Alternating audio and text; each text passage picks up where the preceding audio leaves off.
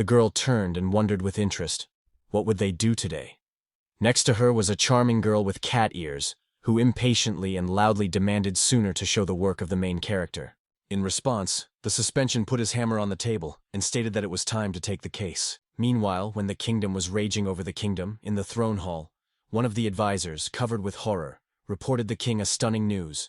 The hero called was completely unsuitable. King Blade III confirmed with bitterness that they were really faced by a hero from another world, although none of the attendees could have been fully realized what it really means. Then the king rose from his throne and turned to the main magician, which immediately fell. The hero, surprised to look in his own palm, could not believe what was happening to him. He explained, no matter how carefully he tried, everything ended invariably. Nothing happened. There were no special ability in it. The interlocutor, not at all understanding what ability is discussed, was explained. Heroic development, universal language and adaptation to new conditions are standard skills that are always provided to those who enter this world. Other magicians in heavy raincoats were looked at. The call was successful, but nothing like this happened. The king, raging and trembling with anger, ordered the execution. The magician again asked him what he meant. The interlocutor also did not understand the meaning of words, when suddenly, a spooky order came from the air. Wash the head of the main character. The hero frozen in place, covered with horror, unable to grasp heard, and he bowed his head politely. The magician, wanting to protect the young man, appealed to Majesty to master himself. But the king, breaking from the throne, exploded an even stronger cry. He did not find rest in such a tense situation. He waved his hands with despair and shouted that he would now have to wait for 15 years before the next character appeared. And the hero himself continued to kneel in front of him. The king, closing his face with his hands, asked why it happened and why he was so helpless. He crashed the magicians in anger, accusing them of all troubles and claiming that it was a terrible mistake of their fault. In his gaze, a true horror was read when he warned them that they would be the next ones, adding that they need it and that they do not consider themselves indispensable. He solemnly promised to destroy all magic. Men in cloaks shouted with fear, begging the king to spare them. But the monarch strictly ordered everyone to remain silent and forbade him to approach him. At this point, the protagonist, putting his hand on his heart, asked the king to give him a little more time, convincing that he could be useful. However, the king only sighed, thinking that there would be no benefit from him. He loudly stated that he had bored empty chats and ordered him to throw him away. Suddenly, one of the guards came to the hall, returned to his majesty and said, "He has a wonderful idea because the people always need characters." They announced that the hero's call was successful, and the residents learned about the event. The protagonist was kept under house arrest in the palace. He was allowed to leave only at the celebration, where he had to play the role of the hero chosen. It was thought that he also participated in battles. To maintain this legend, shadow detachments were sent to the front, and his exploits made fictional reports. That's how he spent the next 15 years, receiving the nickname Hero for decoration. The Forge discussed the challenge of the hero. The main blacksmith noted that it was time to say goodbye to Khan. Khan thanked everyone, saying that he learned a lot.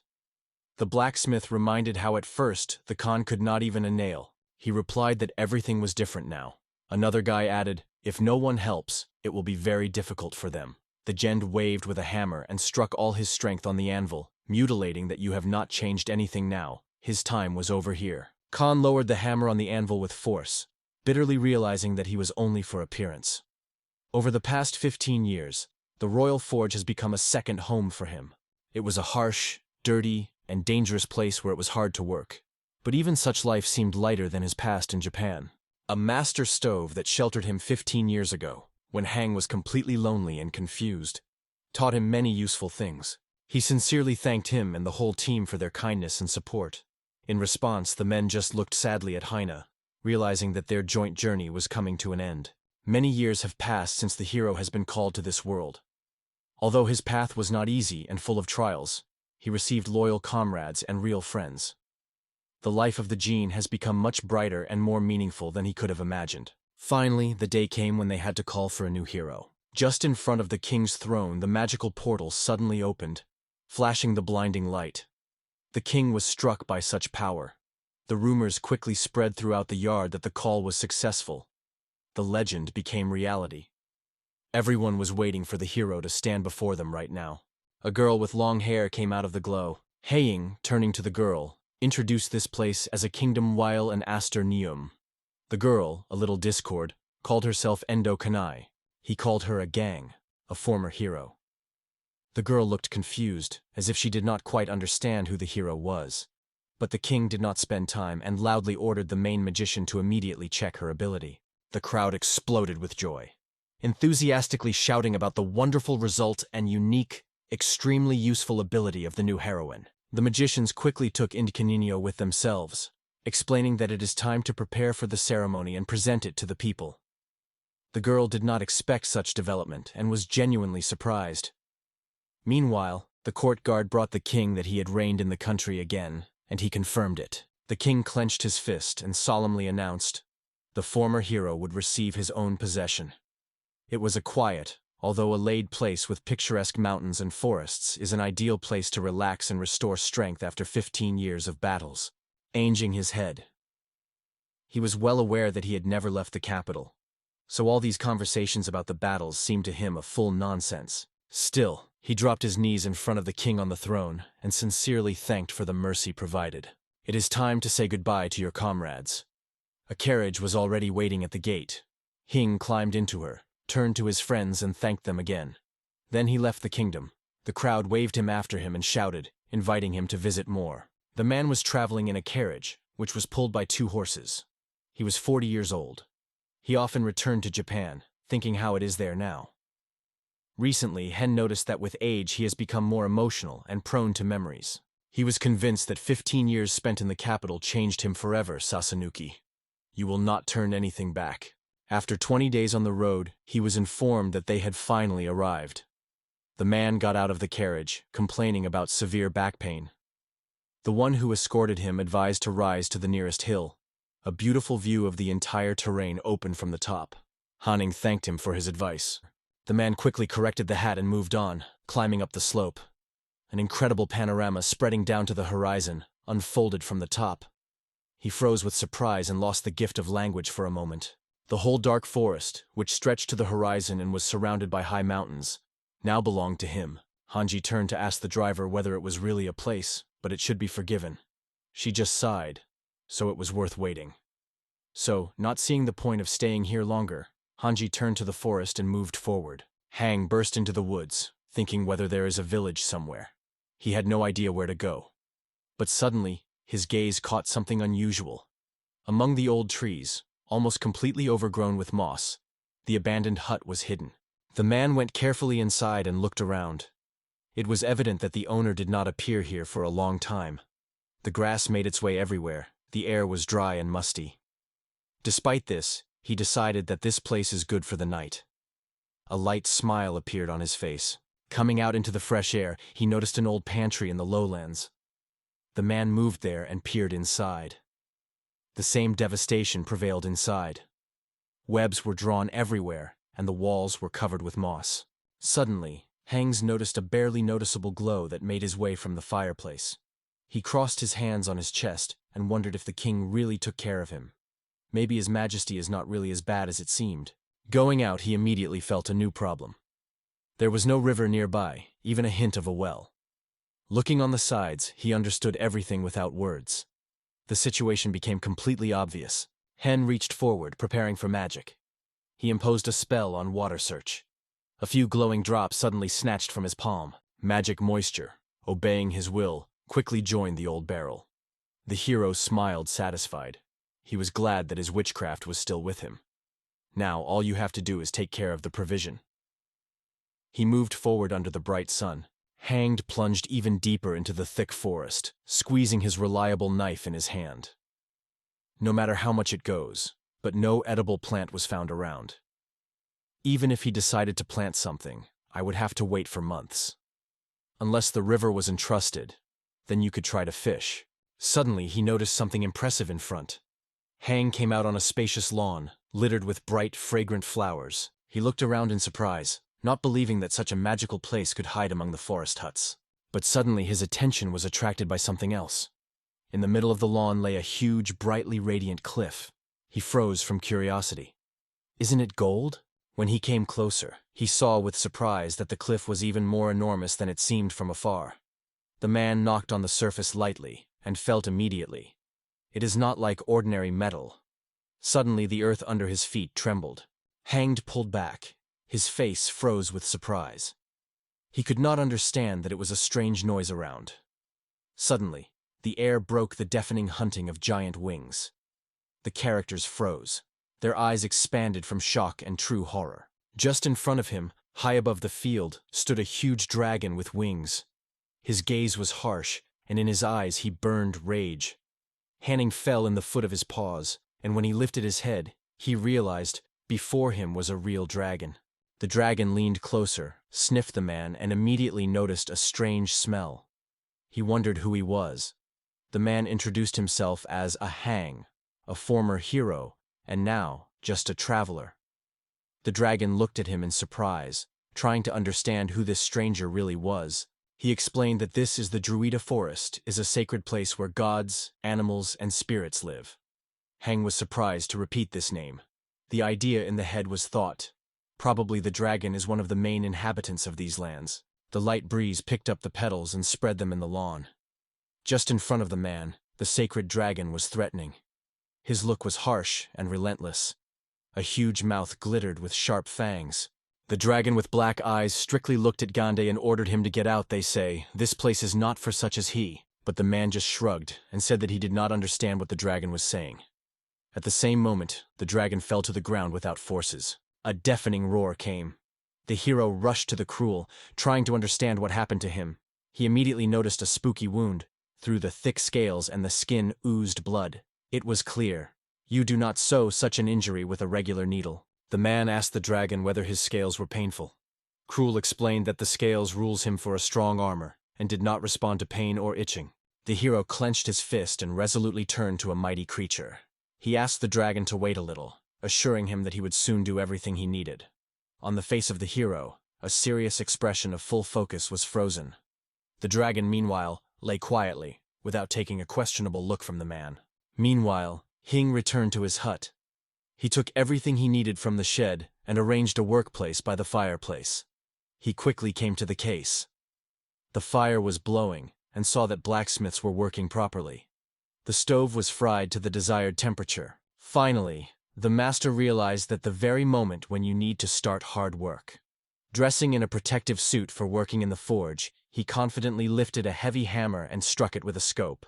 The first mighty blow with a ringing metal echo fell directly on a hot piece of iron, and work in the forge immediately boiled with new force, squeezing the hot metal in a special machine. The blacksmith is concentrated, and confidently began to forge the details needed for his design. The powerful flame of the huge fireplace provided it with the right heat. Along with the anvil stood a large container of cold water, ready for use, and the spacious barn was filled with the characteristic sounds of painstaking and hard work of the blacksmith. After hard and grueling work on the anvil before the hero, the first completely finished metal part was lying in front of the hero. He gladly noted that one needed part was made, but there are 8 more or even 10 of the same details ahead. At the same moment, a huge ancient dragon, which was still asleep in a deep nap, slowly opened his massive amber eyes, barely distinguishing the world. His peace broke his voice, which urged to wake up from sleep. The hanged changed on his face, his joy became almost evil. He said the dragon was finally commemorating. The dragon turned in surprise, noticing that he sees a person again. He touched his wound and looked away. He asked what it was. The man explained that these are scraps. He added that such devices are used by doctors and builders. The dragon's body was carefully fixed. The bleeding was stopped. Cruel wondered if the healer was able to work with steel. He replied that it was the only thing he could best. Then he added that you need to restore blood volume now. It will be useful for spinach, because it is rich in iron. The healer immediately stretched the lunch. The dragon only sniffed the dish slightly. Hanged asked if he liked the treat. The dragon instantly helped everyone who pleasantly surprised others. Then he noted that the food is truly delicious and useful. The heater promised a dragon that he would prepare as much food as he wants. It is only necessary to ask. The black eyes of the dragon became softer. He wanted to answer something to the man, but the words did not break from his mouth. The man just laughed and advised the dragon to rest after the meal. For the first time in many years, he spent the night next to a powerful dragon. Together they fell asleep in the open, under the endless starry sky. The morning came, and the lawn greeted them with a magnificent variety of flowers that blossomed everywhere. On the petals, silver drops of dew flicker, like diamonds. Hang was called to get up. He lazily yawned, aware of how he's sleeping firmly this night. He finally woke up. Suddenly, a joyful relief sounded, and the female voice wondered if he was tired of caring for patients. Over the irony, the hero turned and asked not to call him just a man, but introduced himself. Hang. So they met. Sanuki. Just in front of him was a girl with small horns. Her hands seemed to be covered with some skin, and a tail was twisted behind her back. She turned to him. She looked at him with her eyes wide and smiled. Her gaze was attentive, and it was seen that he was interesting to her. The girl exclaimed that he was incredible. She couldn't believe how he managed to heal her wound with iron. The man was confused and did not know what to say in response. His sweat struck on his forehead. He wondered if the girl really was so cruel. The girl lifted a t-shirt, proving that she really was. She added that she even had a scar on her stomach, then showed it. Hen saw that the scar had really decreased, though he did not completely disappear. He asked the girl to lower the shirt, reassuring her. They say he would not see anything new. Obviously, the man was awkward. The traveler noted that in any case, I am glad that everything is fine with the girl. The girl thanked him and asked to listen to herself. The man was interested in what she wanted to tell him. The girl bowed low. She asked. The traveler could not tread what this girl wanders. Suddenly she shone with a sincere smile and said with heat that she also wanted to conquer iron. She was touching her to accept her in the students. Hing was completely confused from such a statement. He was only surprised to look at the girl, trying to understand what he heard.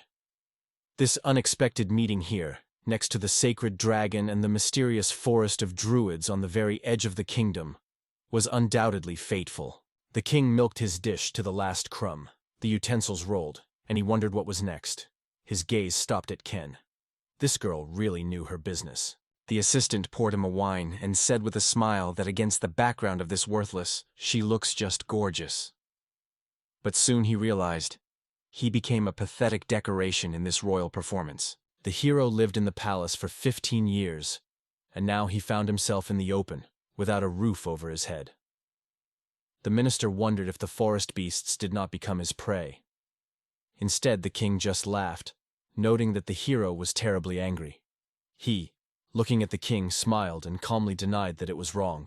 Both laughed together. Suddenly the door to the dining room dissolved. A soldier was wounded inside and the king was injured. Exhausted, he fainted and fell on the floor. The king with the prime minister looked at him. The king came closer and asked how it could happen to his insurmountable knights. The soldier, breathing heavily, decided that it is impossible to imagine. Their weapon did not cause any harm, and the armor turned out to be fragile as paper. The prime minister asked why they suffered such a devastating defeat. Meanwhile, in the forest, Cruel looked around and rejoiced in everything she saw. She wondered at the man whether they were their home.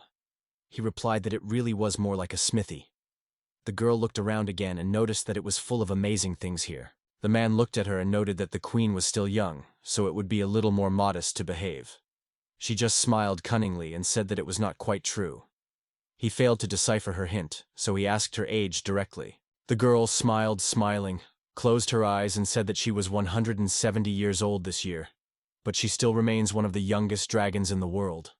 The man heard it, and was so surprised that he just got lost and could not answer anything. The owner seriously asked where such a noticeable wound came from. In response, Cruel calmly explained that she was attacked by fierce demons who hunt for rare divine animals, ancient inhabitants of the land of Druid. The man noted that this situation seems extremely disturbing. The girl in response only confessed that then she lost vigilance, adding, "Usually her strength makes her invincible." Then, shortening the distance between them, she confidently came closer. She asked directly in her voice if he was ready to accept her as a devoted student. Khan, leaning a little and looking at it, expressed his doubts about this idea. The girl also reassured him, explaining, if she mastered the art of working with iron, she would be able to be proud of this skill to others. The master closed his eyes for a moment, took a deep breath and confessed that, although glad her capture of the blacksmithing, was still alarming. The cruel question in his look read, because she did not know how to respond to it. Then Hen, smiling warmly, finally suggested that she immediately work in the spacious forge.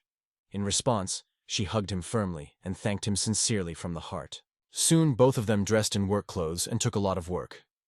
Cruel impatiently wondered what they were going to create and whether it would be some new weapon. Hang, thinking, asked him to give him some time. He remembered how he had previously worked with weapons and decided to try to make knives. The girl wondered what she could help. The protagonist explained that her task was to look and remember every step. This is very important for the whole process. The girl nodded and said that she understood everything. In the forge, the work was boiling, and the girl watched the master in the case. The blacksmith waved a heavy hammer, forming a weapon, and the space around was filled with a ringing roar of metal. The girl did not take a look from the hot metal, and what she saw there really struck her to the depths of her heart. Meanwhile, the protagonist, Su-in, did not stop and soon finished his work. Turning, he noticed an annoyed Cruel, who trembled, looking at the just knife made. He apologized to her, confessing that he was too fond of work. Cruel smiled widely and assured that she should not apologize. She was extremely interesting to watch his work. She enthusiastically noted his incredible speed and shone with happiness. The hero said that this is not the final stage. Ahead of the firing, the product will be sprinkled with grain and heated. The girl wondered if everything would be ready after that. The blacksmith replied that no, the metal was not sticky. Cruel does not understand the meaning of the word. The man explained, it is about the property of metal to keep the shape. Hearing this, the girl laughed.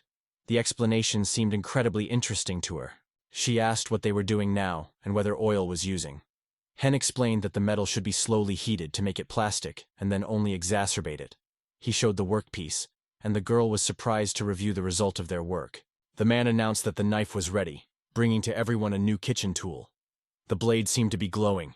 Cruel exclaimed with delight that it was just incredible. The man reported that by the end of the day he plans to make 5 more of such products, and that Crew will be able to help him. Hearing such news, the girl shone with a joyful smile. The blacksmith added that they will be able to make even more and sell them in the nearest city. The characters settled simply in the middle of the city market, on the side of the fountain and numerous trading rows, and posted several knives. The blacksmith shook his head a little in surprise, saying he did not hope that the demand for the product would be so small. The main buyers in the market were young women and couples. The jewelry and toys were disassembled quickly, but the tools were almost interested in the tools. Cruel looked around and suggested that once we are in the city, why not try to sell the swords to mercenaries? The protagonist thought about the idea of making weapons, but suddenly the cries were sounded nearby. Someone was pleased to stop. The girl begged her to let her go, but the bandits were rudely ordered to remain silent and stretched behind. In the end, they threw a captive on the ground, and it exploded with tears, screaming loudly from despair. The girl with excitement told that the sword she exposed is worth a lot of money, and if no one is about to buy it, it is better not to interfere. The band looked at her with contempt, and one of them threw a sword on the ground, mockingly asking why she called it a sword. One of the soldiers accidentally stepped on the sword and, puzzled, tried to understand what it was. He reached for his sword and gently pulled him out of the vagina, holding his arms firmly. The soldier loudly stated that he would now show the girl a real masterpiece. He demonstrated a sword released in the royal forge. The soldier began to brag about his weapon, saying that his sword is light and strong. According to him, this blade can even cut the demon, and no fake is equal. The comrades supported him, confirming that the sword really looks impressive. Meanwhile, the soldier himself stood on the sword blade. Cruel, who monitored every movement of a smug warrior, expressed his dissatisfaction with such arrogant people. They, in her opinion, are only on the gallows. Without a doubt, she strongly suggested that they repel them immediately. Hearing these words, Cavalia slowly rose from his place. He gently ran his hand on the girl's head, and then carefully examined everything around. A calm but confident voice ordered her to stay here and wait patiently. Noticing the man, the soldiers wondered what he was looking for here. The hero smiled and noted that he heard of how he was proud of his saber, but that's how to trample people is too much. From these words, the soldier broke out.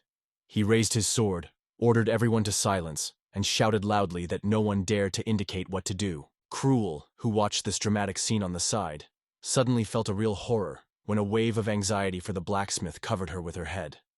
She was stunned and literally frozen because of what happened before her eyes. Suddenly, at an incredible speed, a sharp whistle weapon, and at the same time a blinding bright white sparks broke around. There was a deafening bell that responded to the moon around, and most of the sword with a crack flew to the side, slightly falling on a solid stopped ground. The soldier looked at his sword with surprise. The blade was broken. The protagonist, unmoved and calm, did not move out of place, only kept a sharp knife in his hand and watched carefully at every moment, not looking at what was happening. The soldiers swayed and retreated quickly.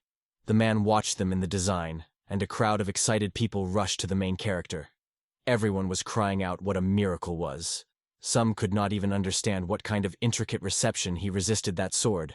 The role happily hugged it on the side. Ganjex explained that there were no tricks here. He also added that the object in his hand is not a sword at all. Suddenly, a voice came from the side, and the man turned. A wounded girl came to him with crying eyes, grabbing his hands and sincerely thanking the sword to the sword. The man demonstrated the knife, emphasizing that he was not a sword, but just a blacksmith. The girl was scared to give her a minute. Immediately applying the magic of recognition, she got the result that stunned it. The girl's face changed dramatically. She immediately swayed and covered her mouth with her hand. She asked in a trembling voice what a knife was. The girl replied that it was an object wrong, although she looks like a regular knife. In her thoughts, the characteristics immediately floated. The manufacturer, Hanj, level, S. The rank of the subject is an assessment of its value, rarity and special properties, determined by the royal court. SS rank have ancient relics, sacred weapons or mysterious artifacts. The protagonist could not believe that his knife received such a high appreciation S rank. The girl grabbed the knife and begged to sell it with despair, shouting that she was ready to pay for him 16 or even 20 gold coins. The man did not understand what was talking about. Cruel cunningly used the right moment. She got the rest of the knives and stated that it was not all. The client immediately asked if they were the same knives. The girl confidently confirmed that all these knives also belonged to the S class. The blacksmith himself stood aside, stunned and still did not believe his eyes. The girl stretched the seller with a wallet with money and stated with a smile she took all 5 knives. She immediately packed a purchase. In this world, 1 gold coin cost about 10,000 yen, so for the first day the main character earned a whole million. The city streets were raging from noise and movement. Life was boiling around. The heroes found shelter in a cozy cafe, and here, behind a cup of coffee, continued to discuss the events of the last days. The girl called Filner once, a merchant, and gladly congratulated the main character. The man, squeezing a cup in his palms, responded to her with the same warmth. The heroes walked through the bright streets of the city, having fun discussing their favorable deal and rejoicing in good luck. He then turned to Miss Vilner and asked. She was really ready to spend 100 gold, looking at her old patch coat. The girl lowered her head and asked whether it was possible to settle in parts. She apologized, confessing that when she sees a really valuable thing, sometimes she could not restrain herself. Filner acknowledged that there may be problems because of this, because she is already considered a traitor. She assured others that she would remain frank and deserve their trust. The excitement on her face was obvious. Then, waiting for the cruel to fall asleep at the table, he carefully asked if one condition could be put forward, because in general everything went as best as possible. Miss Filner agreed to it without thought. The hero, shaking his finger, explained that they would conclude an agreement. He will not sell his knives to other merchants because he wants only she to do it. The girl rose sharply from the chair. It was visible how she was surprised by such news. She clarified whether she realized that she would receive the exclusive right to sell these S-class knives. The girl wondered if Hanj really wanted it, because such a proposal was extremely generous. The protagonist replied that he was always weak to communicate. Playing a snowy cruel on his head, he added that because they work together now, he does not want to spray his hand in vain. It was important for him to make sure all the necessary formalities and little things. The girl, putting her hand on her chest, confidently assured him that she would not have any difficulties.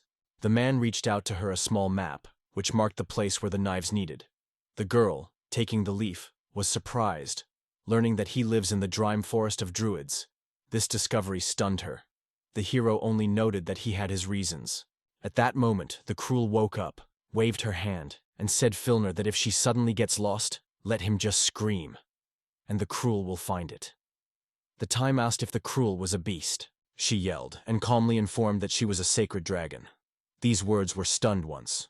She was confused and could not answer anything.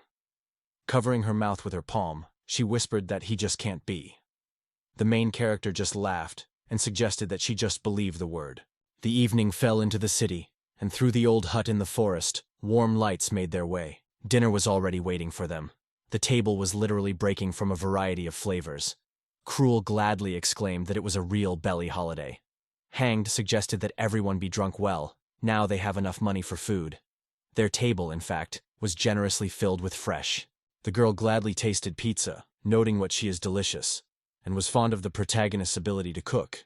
The girl ate well, and her belly even rounded. She was quite satisfied and happy. She said that she should also make her share at this dinner. The man wondered what she was going to bring. Cruel waved her hands, making it clear that she wanted to bring a huge pig. Cruel took the bow, saying that she needed to lend it. She soon went on the road. The man only silently watched her disappear in the distance and thought why she needed this thing. A little time passed, as suddenly a huge dragon fell near the formidable roar. The protagonist rushed to Cruel, asking why she returned to her true form again. The dragon trembled and breathed hard. The girl became a man again and wept. She turned to him and sadly reported that the bow was broken in half. The man immediately noticed it. He gently stroked her on his head, trying to reassure and ask not to cry. Cruel said that she had seen the boar stretch the bowstring with all his strength, but the bow could not stand. The hero immediately realized the usual bow simply does not fit for her superhuman power. Cruel persistently stretched her thin hand forward. At that moment, the whole puzzle finally developed. As soon as the boar disappeared from the field, the Cruel turned to the dragon, and the sourned boar rushed to hide in the cave. Gently and reassured, Honged again put his hand on the girl's head, gently ran his fingers on her hair, and calm, but in a confident voice asked to trust him and fully rely on his strength. He assured her that he would certainly make her not just a bow, but a real perfect weapon that would take into account all its features. Hearing this, the Cruel changed instantly. Her face was illuminated by an unusual glow. The first rays of the morning sun were barely touched the earth, as the old smithy in the Hansea immediately came to life. Here the robots rolled around, the ringing strokes of hammers were ridden, and in the air the aroma of hot coal and hot metal floated in the air. The man froze in the middle of his workshop, looking carefully at each corner, thinking about where to start this difficult and important process of creating a perfect weapon. Hanged quickly realized, if only strength was only important, the usual iron would be quite consent for this case. However, for his design, this metal was too heavy and did not fit at all. He understood perfectly. The heavier the bow, the lower its accuracy and efficiency in battle. So, he was tasked with finding a completely different, more suitable metal. The protagonist began to carefully view all his metals in the forge. Looking into one of the ancient chests, he did not believe his eyes. There was a clean, shining silver inside. The main character carefully took a heavy piece of strange metal into a handful, trying to understand how a large amount of rare silver could be in his old smithy. Heine left the hut and turned to Cruel. She laid her finger on the ground, drawing some patterns. He asked her to dig a pit. At first, the girl did not understand why it was, but immediately began to turn into a dragon. Turning into a giant, she began to dig vigorously. She moved so rapidly that the man could not stand and asked her to stop. The dragon, barely turning his breath, asked why he was this whole. The protagonist explained that they were using it. They make a bow from her, hanged in the workshop of the industry. The first step was the preparation of the pit, a long and narrow. That's what it wanted to see, a cruel arc. Even if it turned out a little more than necessary, it did not bother him. The second, no less important stage in this process was the careful preparation of the tree. The protagonist, pointing to a particular item, noted that this time they intend to use a pre-prepared stick. It had to be applied very carefully and deeply into the main design to reliably protect it from possible destruction, and then carefully sprinkle with a special means for easy separation. Then, according to the rules, it was necessary to carefully and securely insert the prepared wand into the hole created for this purpose. The third, no less important step in this process was the direct creation of the desired shape. Just on the bare earth, a complex and mysterious magical circle gradually began to emerge. The girl exclaimed in surprise, seeing the sand instantly solid. The man explained that you can now pull the tree, and it will have the perfect shape. The first stage was completed successfully. The fourth stage is melting. The characters gathered near a homemade stove. It's time to get the shape of the heat. The girl confidently stated that she had already understood everything. Cruel kept the shape in her hands and asked if she was doing everything right. The protagonist was surprised to see her without any gloves, lifted the shape filled with hot metal. She reassured him, they say, there is no reason to worry. Such a heat for her. The girl clear everything. And now he was about to fill the hole with molten iron. Khan opened his mouth with surprise. He was amazed at how quickly it grabs the essence on the fly. After the fifth stage, everything was poured, and now everything has cooled. They stood very near the ground. The moment has come to get the workpiece. The girl was passionate about the events and saw that the man was standing right in front of her. She carefully pulled out the workpiece. The girl twisted the stick in her hands, surprised what she is light. Skillfully possessing her, she looked interested in Khan. He told that it is an unusual metal from his world, called aluminum. The girl looked at the hero with interest, not understanding what it was. He explained that this material is lightweight, but very durable and easy to work with. He then said that they would kick it to form an arc for a bow, and assured everyone who was acting correctly. The prole asked if it was possible to bend it right now. The man just laughed and said that it was a special metal created from a mixture of many elements, not just from light silver. But he did not have time to register how the girl had an incredible force just with his bare hands bent a metal part.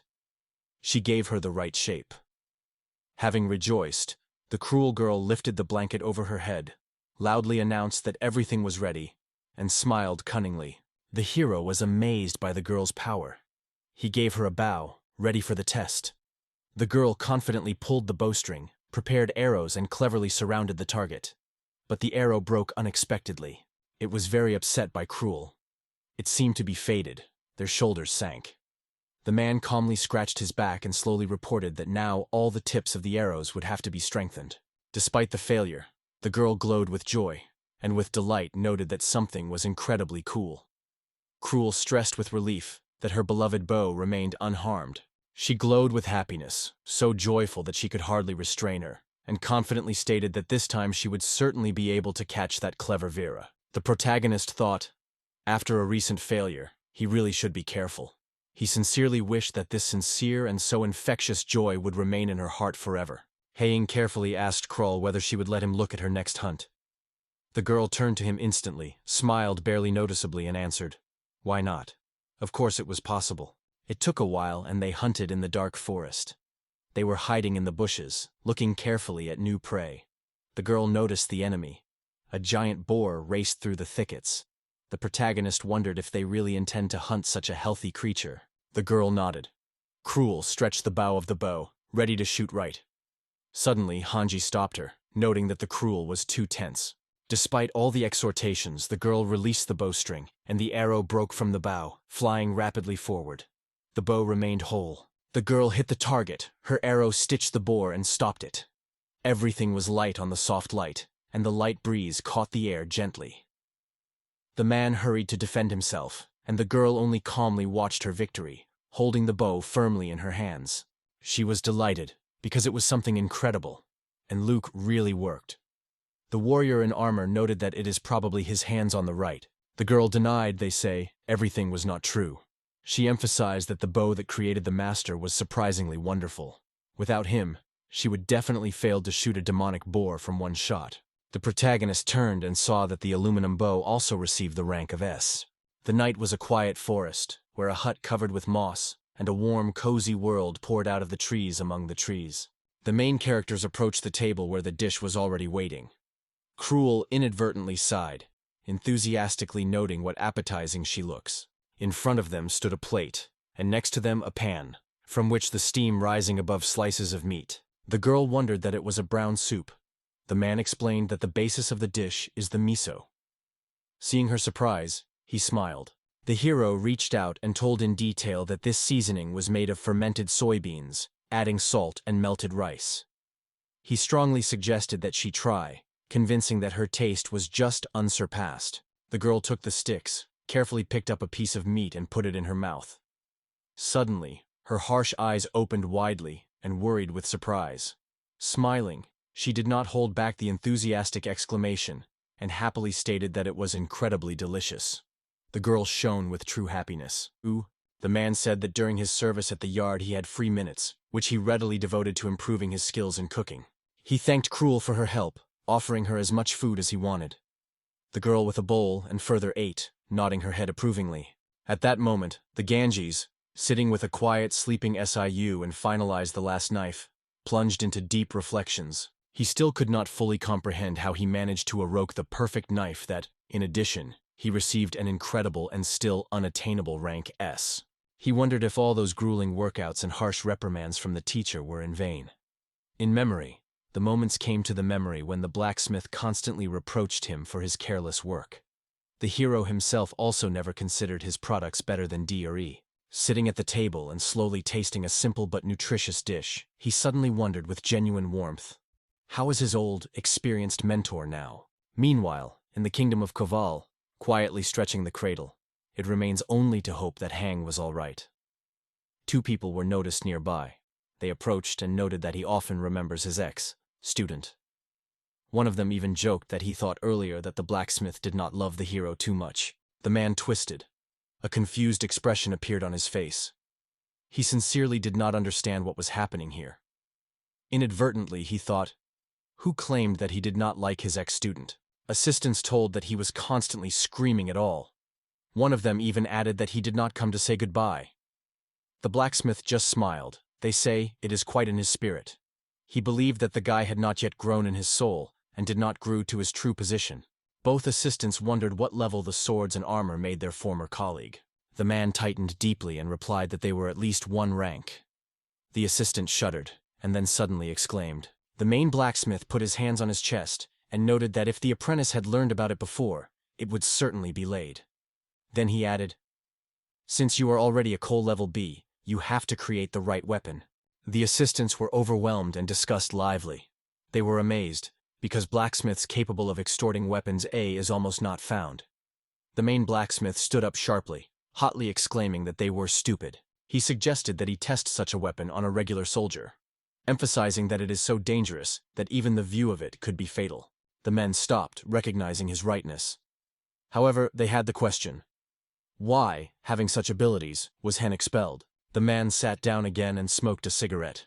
He guessed that the king carefully considered the decision. One of his assistants wondered if the monarch was hiding any secret intentions and whether he actually sent the guy to exile. The main blacksmith was deeply dragged and thoughtfully stared in the distance. He slowly said that if everything is true, it would commemorate the end of their country. With the onset of dawn, the first sun rays shone on the forest house. Suddenly in the air, a muffled cry of Hanji, who begged for help. The girl woke up, rubbed her eyes and approached the mentor, asking what he was doing, because today, he had to be a day off today. Her gaze fell on the stove that stood outside, and she asked if he made it. The man replied that he just wanted to check something. He explained that if the secret of creating the rank S is hidden in this stove, he would have to hone his skills on other equipment. So he gave way to the place, noting that it was very difficult to control the temperature outside, and asked Cruella to help him. The girl came to life instantly. The protagonist turned to Cruel for help, so she rolled a heavy, surprisingly large bucket. At this time, the man started a blacksmith's work. In the air, the rhythmic blows of the hammer, which formed metal, spread in the air. The hero thought that if the secret of S was hidden in this stove, then you should try your hand at one more. He made a step forward and confessed that it was difficult for him to keep the temperature from the outside, so he asked Cruel to help. The girl immediately enlivened and gladly agreed. The man lifted a heavy bucket of water and pulled him to the burning stove. Stopping near the mountain, he began the process of forging.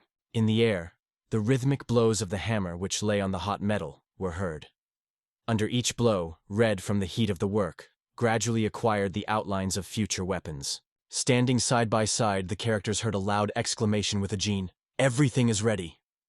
The girl kept a knife that glittered brightly in her hands. She was amazed. This blade, exposed on the street, was surprisingly perfect. The man looked at the finished weapon and thought that without special skills he would not understand objects. It is a weapon of rank S or still A. Suddenly his gaze stopped on a stump that stood nearby. The girl looked around and asked with interest what it was. He slowly reached for his sword that flicked in his hands. It was a sword that broke during a clash with an armored warrior in the city. He gathered the wreckage then himself. The hanged came to the stump, and having made a few attempts, hit the blade. Only a small cut left on the wood, and although the blade did not break in half at all, the hero wondered. His own knife, wounded in the same stove, easily cut the royal sword in half, and these weapons were able to cut only half. So, before him, the rank of A. He passed the knife and immediately noticed that in this stove there is a kind of power. The hand looked closely at the blade and, in a little surprised, noted that they still managed to create a very good knife. Suddenly, the girl heard something. Her ears were alert and moved. She jumped out and exclaimed that the client had come to them. The man did not even realize what she was talking about. At the same moment, the girl turned to a huge dragon and starred in the sky above the tops of the trees to grasp someone. Hen just watched the dragon disappear in the sky. But it was not a few seconds as a terrible creature turned back. The man was a sticky sweat-near being. It was Miss Filner. She trembled with surprise and fear, and then, barely holding back herself, greeted with Master Hen. They entered a small house that stood in the woods. The man apologized to Miss Filner for scaring her and gave her a glass of water. However, she only assured that everything was fine with her. The heroes only looked at the frightened girl with sympathy, showing how sorry they are due to the situation. But she swallowed the waters and said that she should not apologize. Next time she would jump into the carriage and come without waiting for anyone. Cruel struck herself in her chest and stated that the druid forest would swell monsters, and come here unaccompanied too dangerous. She added that if something happens, she would be able to bring the cart in a safe place quickly and without problems. Miss Filner only turned away and thanked her quietly. She twisted, showing dissatisfaction, and said she had come with an important news. She was worried about their knife, and she made claims. Hearing this news, the characters were immediately happy. They did not hope that someone dared to express dissatisfaction. Cruel became aggressive immediately. Her eyes flashed. She did not understand why someone complained, because Kangas knives were simply incredible, and she could not even come into her head that something was wrong with them.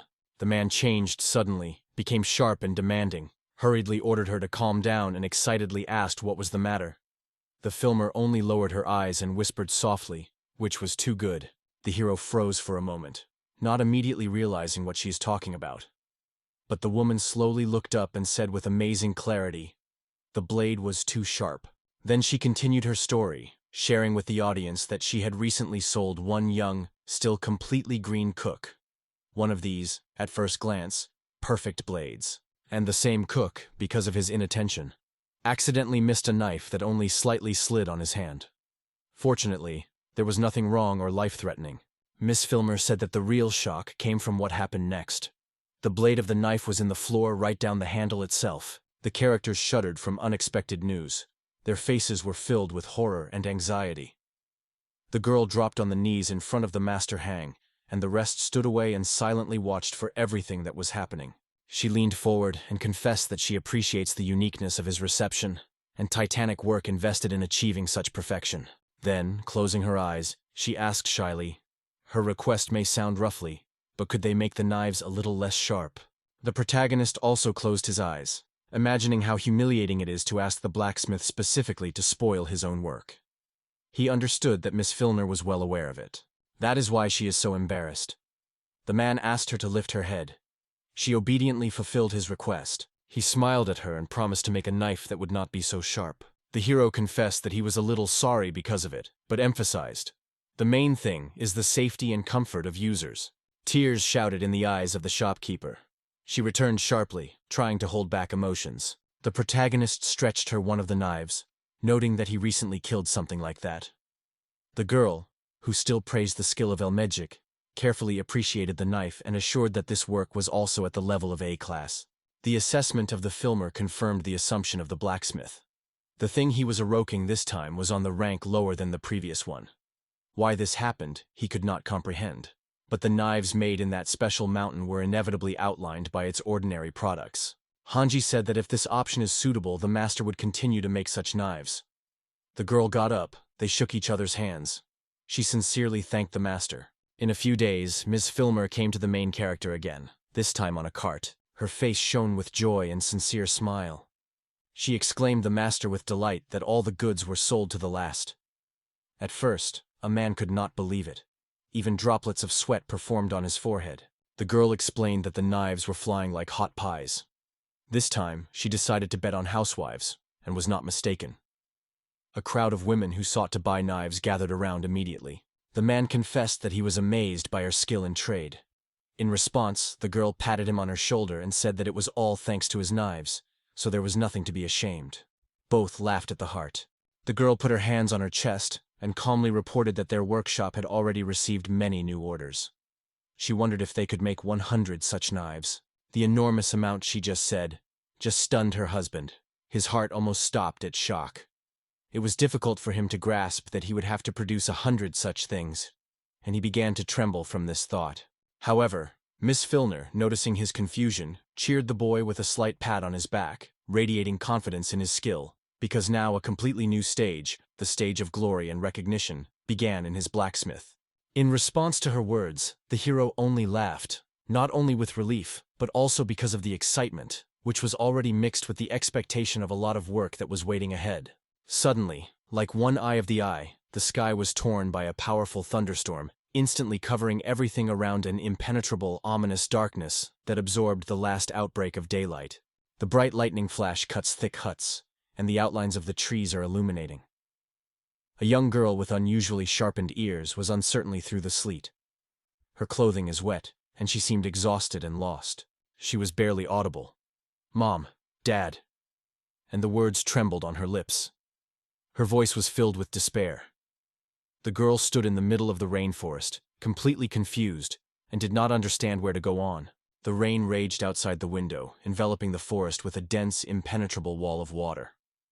He poured without stopping on the old, dilapidated roof of the house.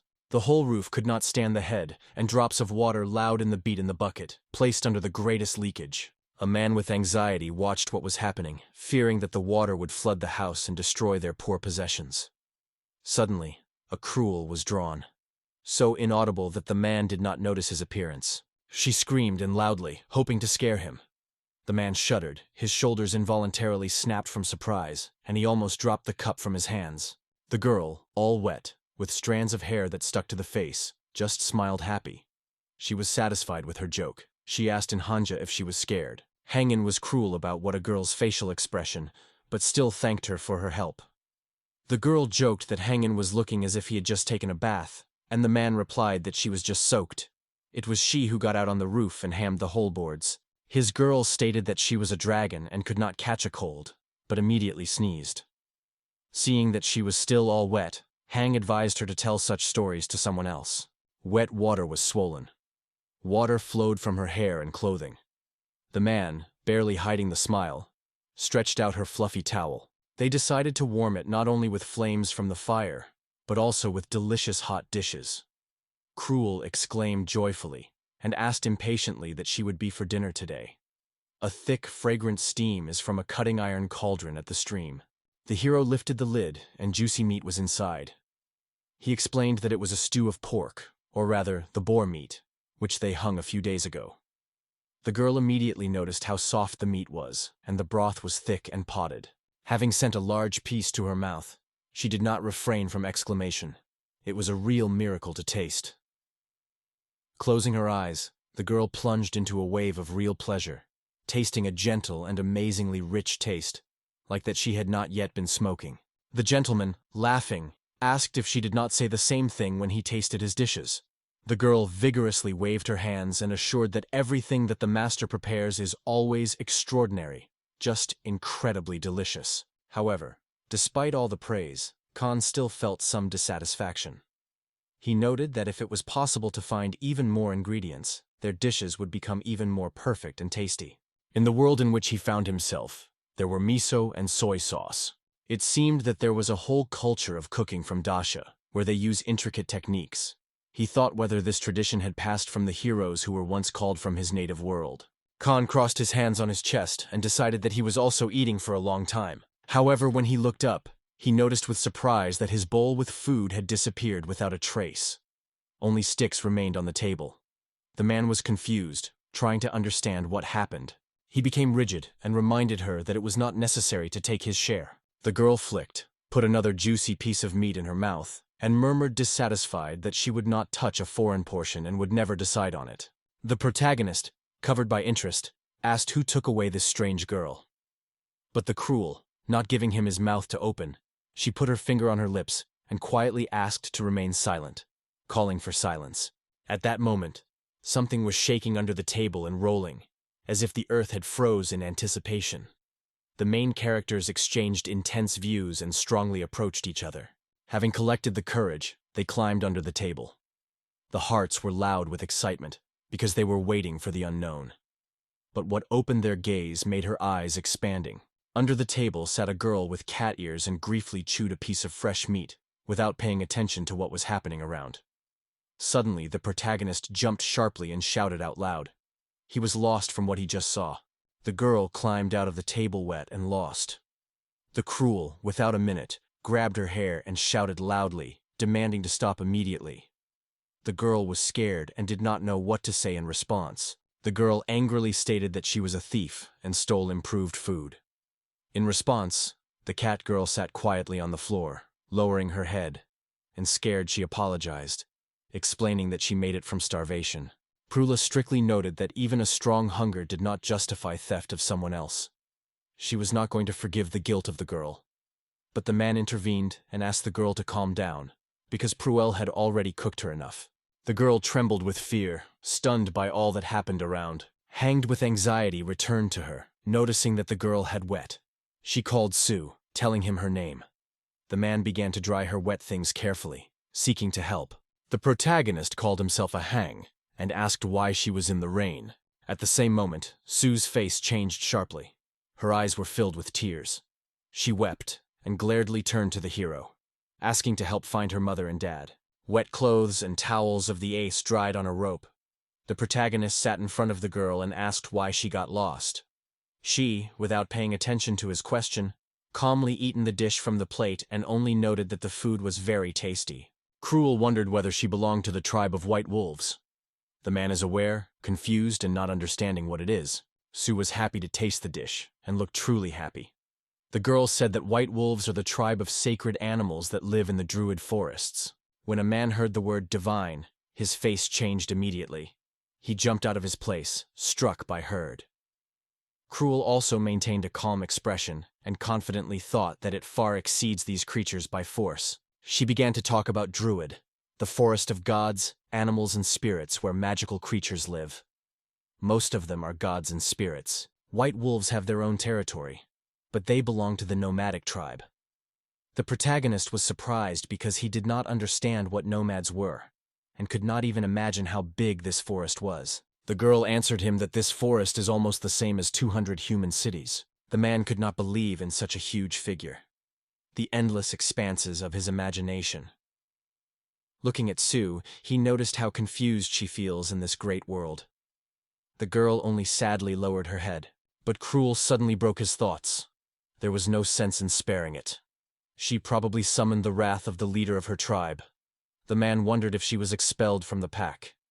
Cruel calmly replied that this sometimes happened, but Sue interrupted her indignantly because it was not true. She said with excitement that it is difficult for children to catch up with adults. If you suddenly get off the road, it's hard to understand where you are now. The main character thought, she may not have time for her flock. He looked at Sue, and she cried softly. He had memories of 15 years of injustice and defeat again and again. The girl looked around, full of hope. He gently spent his hand on her head, and the man gently assured that he would help to clean her parents. Hearing this, Sue raised her head a little and smiled. Cruel watched this stage behind, laying her hands on her chest. Her face hinted, nothing good to expect. The sky gradually cleared, and the rain finally ended. The main characters moved the forest, cautiously crossing the puddles left after bad weather. Everyone was in a sublime mood, and Sue, wrapped in warm clothes, went ahead with genuine joy on the face. Hang, without her eyes, cautiously warned, do not go too much, because it can be dangerous. The girl turned, smiled, and replied that everything was fine with her. But she suddenly escaped from the branch that protruded from the ground, and, as if in slow motion, flew forward. The protagonist instantly picked her up for her back, and did not fall. A complete surprise was written on her face, and she gratefully glanced at him. She whispered, "Thank you." And next to the girl, watching all this with unconcealed dissatisfaction, Cruel turned to him with reproach and asked not to indulge the girl excess. In her gaze, jealous flashed. She immediately noticed how Hang was worried about Sue. Khan, trying to reassure her, replied that everything is fine, because So is still a baby. Meanwhile, the girl was running fun around them, despite the warning. Cruel, with her eyes closed, explained that Sue is a divine creature, and the nature of the forest is extremely harsh. In her opinion, it is not necessary to indulge a girl, because it will only hurt her future. Hang only nodded in response, but Sue suddenly exclaimed, asking if he realized what the cruelty was talking about. At that moment, the hero turned to his girlfriend and noted that she understands her experiences about Sue and guesses that she did not like her girl. The girlfriend flashed on the face of the girlfriend. She confidently slammed his tail to the ground and said that it was not at all. Suddenly, everything around the light was sewing, and the Ganges felt a kind of power pulling it from this approaching glow. Cruel turned into a majestic dragon and flew high into the sky. From such a height, she covered all around and ordered her to wait for her with a loud roar, because she intended to find wolves. Sue raised her head to the dragon. Her eyes were fully surprised. Meanwhile, Cruel climbed into the sky, looking for a girl's parents or a flock like her. And Hanged stayed next to Sue, watching the dragon dissolved in the distance. He got his derivative set and went to eroke the knives. The deft hammer strokes flew between the trees. However, he soon noticed something strange on the side, and the Cruel still did not return. When he looked at Sue, he saw that the girl was sleeping firmly on the ground. She curled up with a ball, looked so defenseless and calm, and a barely noticeable smile wandered on her face. Hang thought he had to tell her before if she wanted to sleep. He gently spent his hand on her hair, thinking whether his true feelings were visible. Lifting his gaze to the sky, he again plunged into thinking about everything that is happening around. However, the idea that they now and Sue go this way together gave him peace. The dog looked very hungry. Sue heard some noise and immediately alerted. She continued to listen carefully, asking the hero not to interfere with her. The girl realized that ashy hounds were already close. Hanging realized that these hounds were only demons of marine rank, but their number made the situation dangerous. The hero asked the girl on which side was not yet heard demons, and she replied, "From the south." Hang decided to go immediately. Sue was a little worried about the things left behind, but the man reassured her, promising that they would take everything they would take away. The monsters quickly caught up with them. The girl was scared by the hero to run faster. In response, the man breathed jokingly that he was no longer young, but only a former hero. Khan believed that even if he was simply a decoration without much skills, he was not lacking. Thanks to the magician who called the hero from another world, he had more physical power than anyone else.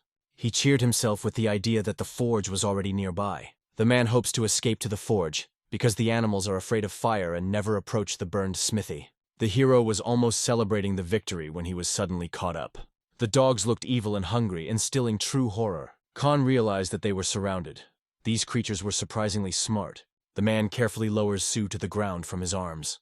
The hero covered the girl with his body, holding a knife in his hand which he kicked on his own, and was ready to repel any danger. Hanged wondered what to do next. There were too many enemies. He understood that at any cost to protect the girl. Sue came out of the back of the hero and moved to the dogs. The man ordered her to go back. The animal has grown on enemies, boldly rushing forward. The hero watched her in surprise, feeling true. Hin wondered why he is standing here and watching the girl so desperately. He reluctantly admitted, "Sue is much more brave than him." The man thought whether he deserves to be called the hero. In his opinion, if a person is not able to protect even a child, he is not worth the decoration. The dog rushed to Sue. The girl twisted and closed her eyes with fear, but she came to the rescue in time and rescued. Hanji managed to cover the girl, and he wandered lightly with a knife and struck the enemy. Everything succeeded. A happy smile appeared on the face, but other creatures did not even pay attention. They smiled cunningly and sounded someone's dog, which may have wandered somewhere nearby. The hero stood confused, not knowing how to proceed. Khan understood who was the leader of the pack. He realized that first we need to deal with him. But suddenly someone called to them. It was a dragon that defended his friends. Cruel was angry. She was outraged that these hounds dared to mock her friends. Hanan immediately recognized his friend who effortlessly dealt with enemies. The demons that remained alive fled quickly. The hero noticed their escape and worried.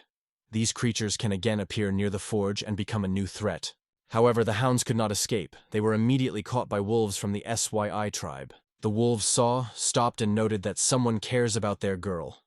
The hero was surprised by their strength. Even there was no trace of fatigue on them. The wolves thanked the man for causing him about Sue.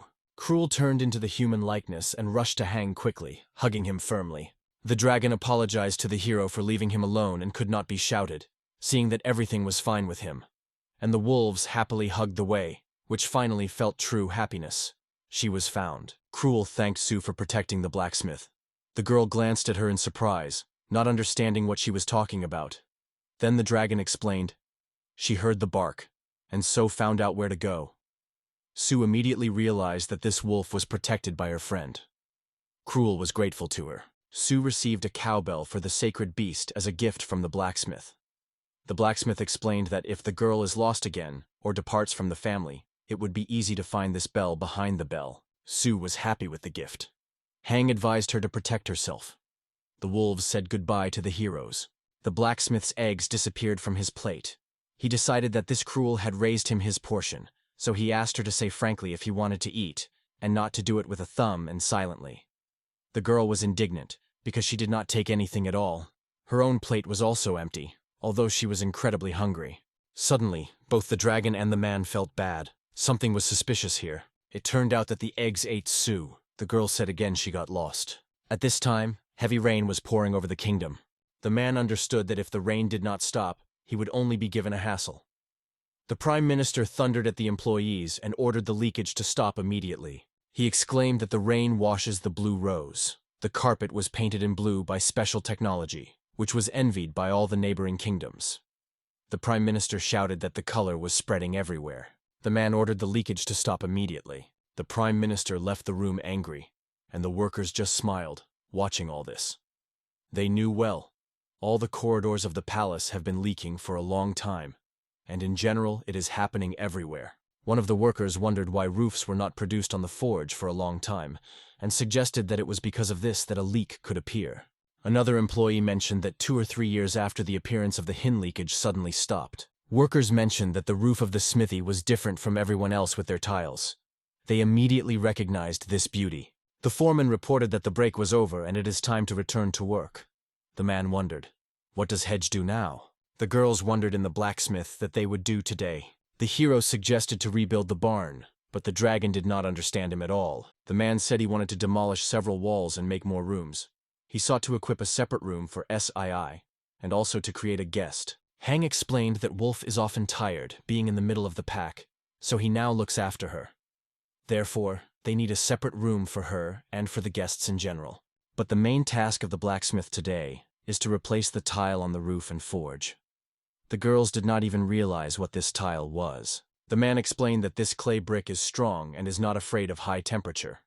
It is laid out in layers, one on one. The master clearly showed it with his hands. The hero added that the tile roof protects the house from the heat in the summer and retains heat in winter. Such a roof holds heat, so it is great for forge. The prole suddenly realized that the tiles resemble her own scales. The hero suggested going to the nearest mountain together to gain clay. The girls immediately agreed to help him. The boys collected clay. Now it had to be well kneaded. Sue called Hang, cruelty like a clay stone. The blacksmith immediately fell into the eye that the girl has a wickedness to art. Her figure was a truly skillful work. The man turned to Sue for help and she agreed. The girl noticed a strange thing and asked in Hanja whether it was a weapon. But in response, the master explained that it was an extruder. Hang explained how to use the extruder. First, you need to download the material. Put the clay in the top of the device. The following is the formation stage. On the extruder, put a board with a handle and press from above. The blacksmith added that the most important thing is to squeeze the clay straight. Failure to do so, it cracks as soon as it dries. The third stage is to cut the workpiece with a thread. The girls coped well with the task. The fourth stage is drying. The boys spread the sliced clay and left it for a few days so that it dried well. Now, the guys needed a stove to burn clay. The blacksmith suggested an interesting way out. Dig a pit on the street and make a simple clay stove out of it. The girls also took up the case. They dug 2 pits and connected them underground so that the air circulation would maintain the fire. Guy explained that with the help of this stove, they would bake the tile. The 5th stage is glazing. The blacksmiths were immersed each tile into a special glaze, and then thoroughly dried again, because if the glaze does not dry properly, the tile may crack during burning. The sixth stage is burning. The form tiles are carefully folded in a special oven, where they are heated for a long time over low heat. When the whole process finally ended, the tile was ready. The girls were surprised.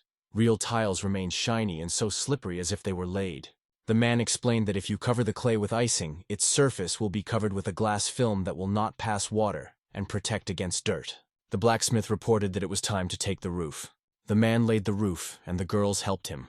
The girlfriends rejoiced that they coped with work so quickly. However, Hen emphasized that it is too early to rejoice.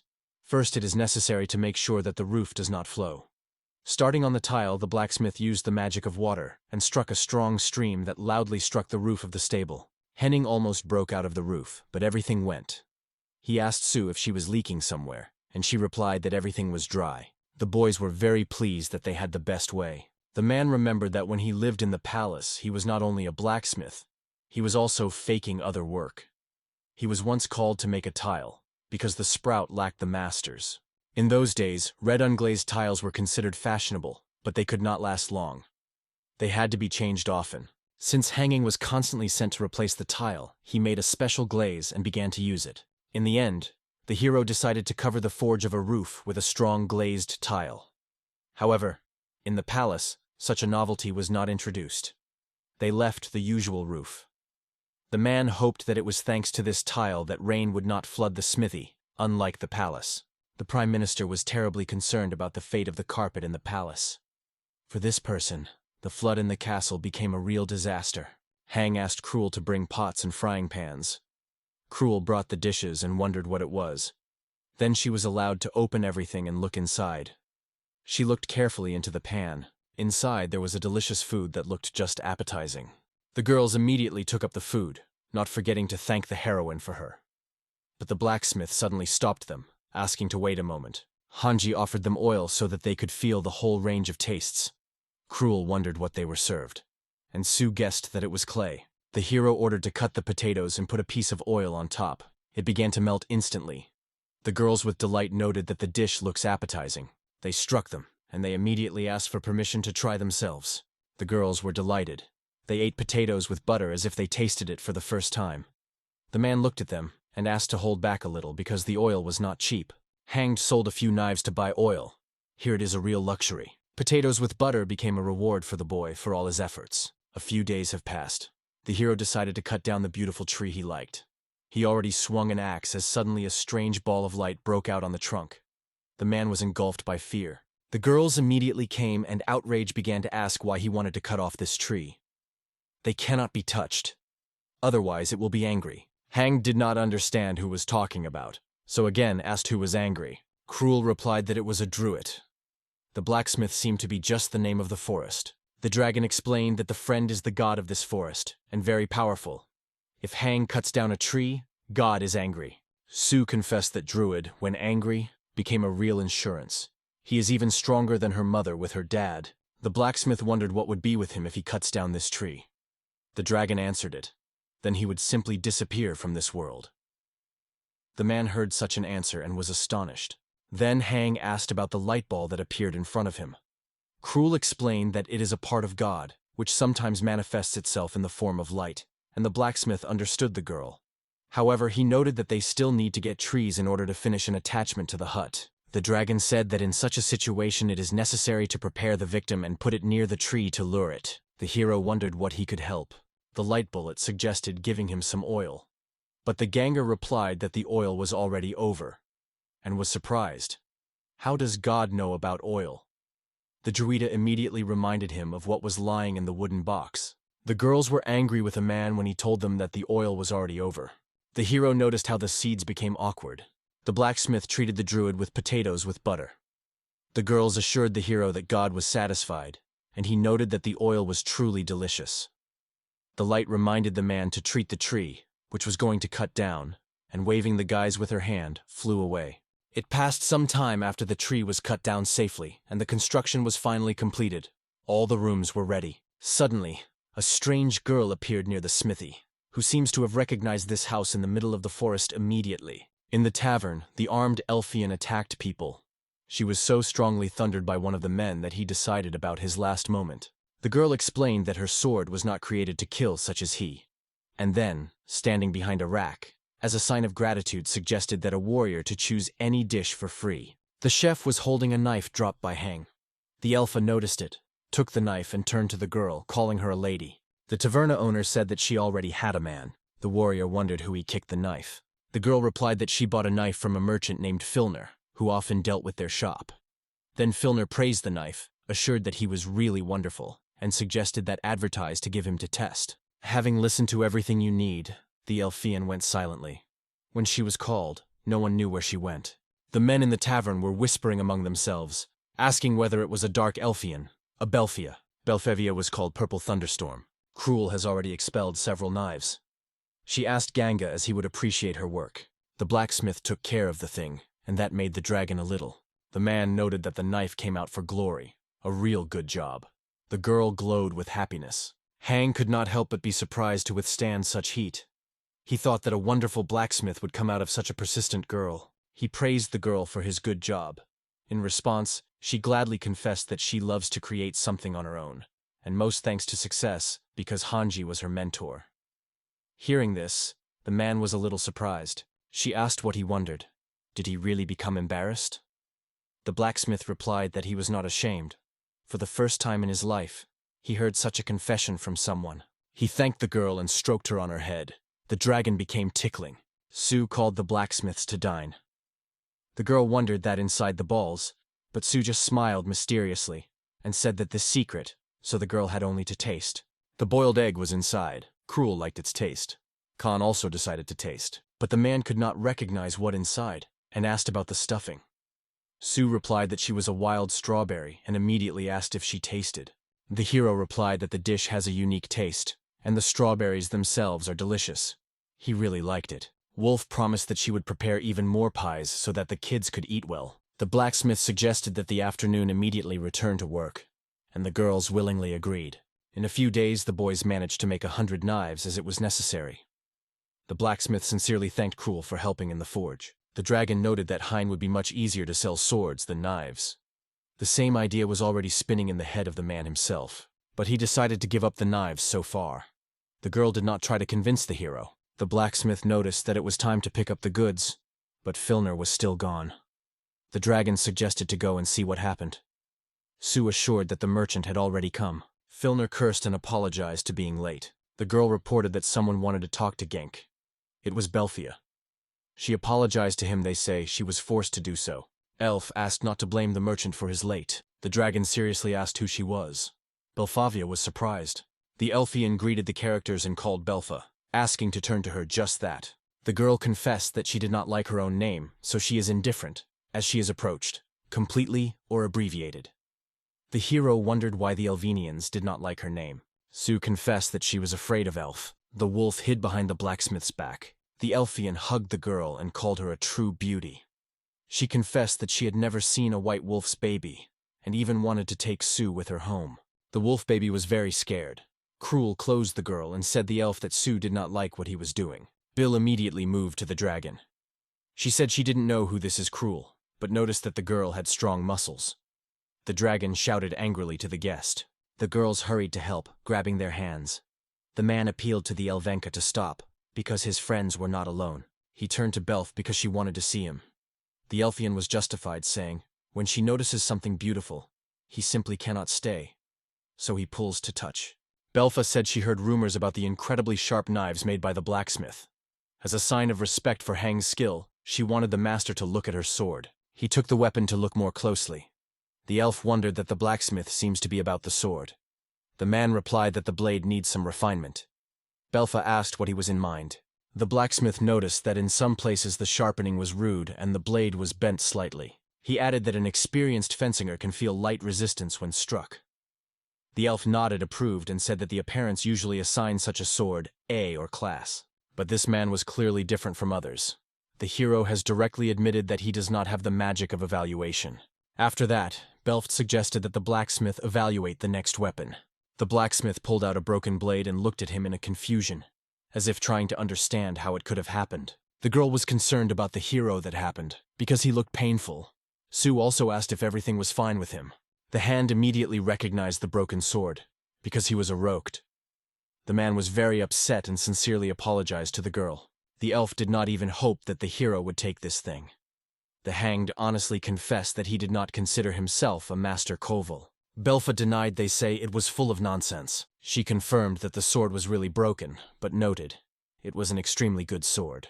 The girl assured that any sword eventually breaks, and he served for 3 years in the hands of such a strict sword as Belf. She added that if it were not for the battle with that monster, the weapon could withstand several more years. The blacksmith was interested in the words about the monster, but the elf just waved. They say, it is not so important. Belf said that regardless of everything, the sword, which was amazed by Hang, turned out to be surprisingly beautiful. The merchant could not believe his eyes. The famous sword of Gaish Lazur seemed to recognize the hero. The man could not believe that the elf used his sword. The girl replied that she only used him because he deserved it. And the elf, meanwhile, expressed one single request. She asked the blacksmith to withdraw to her the same sword. However, the man did not believe her words. The elfian asked not to be surprised. She confessed that she used his invention all this time. Hang replied that there was a better blacksmith in the royal yard than he. Belf only smiled and said that the hero did not understand her, because the first sword she gave him for inspection was just created in the royal forge. The teacher could not understand how this happened. Elf noted that this is really very strange. She couldn't believe her eyes. Did she really give such a sword in the royal forge? Khan mentioned that he once saw in the city weapons of the same high quality. Belfa again asked to derive a sword for her. The hero suddenly noticed the scar and the wounded eye of the elm. The girl was a little embarrassed when she realized that the man paid attention to it because she always tried to cover her eye with a strand of hair. The elfian said that this wound remained with her from a young age. The man realized that it is no longer a calm Japan, but a completely different world, full of monsters and wild animals. Hang realized that if Belf ordered a sword somewhere from another master, he would still return to the battlefield. And because of a bad sword, the girl could die. The blacksmith realized that he was unbearable to think that a person had died through him. The hero firmly stated that he would no longer be forged the murder weapons. He promised to expel the sword to protect Belf. The girl sincerely thanked the master. The man gratefully accepted the trust of the ELN. They concluded an agreement. To derive a sword is a much more complex and longer thing than to make a knife. It took at least 10 days, but Miss Belfa was ready to wait as much as it was necessary. The blacksmith prepared and got to work. The hero decided to choose a Damascus steel for his sword. The man explained to girls that steel is a metal that is special processing. The steel temperature rises to 1,500 to 1,600 degrees Celsius. It is almost twice as much as it is made of knives, when heating is only 900 degrees. Hen asked Cruel for help. She was in the 7th heaven with happiness, and Sue had already announced to remove everything. The blacksmith took the case vigorously. At first they began to draw, during which the steel is stretched and compressed. Then the boys took up the reheating. They collected the crushed iron for melting, pulled it out of the oven, and sprinkled on top of the ashes. This process becomes cleaner and better. Further, blacksmiths made the work pieces on top of each other. They were well soaked, again covered with ashes, and repeated these actions again and again. The blacksmiths moved to the forging stage, taking turns hitting the hot metal with heavy hammers. Cruel noted that creating a weapon is not easy. Hang explained that it is especially difficult to make Japanese swords, because they have to be forged, laying metal one by one. The dragon wondered why the hero still decided to give out his sword, because he had previously denied it. He wondered if he was upset that he was creating a weapon. The girl calmly replied that she did not interfere with her. The hero confessed that he wanted to try his hand and find out what he was actually capable of. He was long gone by Miss Belfa. Now the master wants to create the same sword again. But the blacksmith also sought to find out what he was now capable of. In addition, the new forge of henna had some mysterious power. The master was sure that if you combine this force with his growing skills, he would be able to evoke a true masterpiece, an incredible sword. The hero confessed to Cruel that I was glad to this opportunity. He frankly acknowledged. He has never felt such an excitement. He was really interested. Hanj was so fond of his business for the first time. He was fond of work as never before. The work was completed. The sword is ready. The girl said the product is incredibly beautiful. Cruel suggested that the sword test, and the hero willingly agreed. They decided to check the sword on the tree. After the hero solemnly showed his deity, he swung and was preparing to make a crumbling blow. Druid lit up like a ray of light. The girl was ordered to raise the husband's head higher. The blow hangs in the air. The blacksmith was quite impressed by what he saw. He found himself on his knees and palms, and his girlfriends rushed to ask if everything was fine with him. The boys could not believe that Hang managed to blame the whole tree with one blow. The blacksmith suddenly became clear. He just managed to evoke a truly wonderful weapon. In a few days I returned for that fake. The man apologized that the sword had to be delayed. But the elf noticed how Hang was truly proud of her work. He could not argue. The warrior wanted to see the weapon. The girls were delighted with the skill of the blacksmith. The Kupchina immediately realized that she was visible without any assessment. The sword is not exactly lower than the rank of A. However, she quickly corrected herself and stated, "It is a real sword of the rank S." The Elfian confessed that the sword was much heavier than she thought, but when the girl tried to lift the sword, he was surprisingly easy. The master advised her to check how the weapon lies in her hand. To check the sword, they brought a whole knit of iron ingots in the size of human torso. Khan understood that such a thick knitting would not be able to cut even the royal work with the sword, so the blacksmith relied on the skill of skillful hands and cunning in the production of a blade. The product remained intact. The sword did a great job. All the girls were delighted. The hero was satisfied, and the sword was also happy. The elf praised the sword, noting that he was really impressive. She made very little effort, and the result was amazing. The girl smiled, and said that if she did not joke, then she would cut her husband in half. The warrior sincerely thanked the blacksmith for his skill. Now, holding this weapon, she was sure that even a monster could be overcome. The Elfian wondered how much to pay for the weapon. The master replied that there was nothing to pay. It was his way to compensate her broken sword earlier. The girl reminded him once again that no sword is eternal. Sooner or later they all break.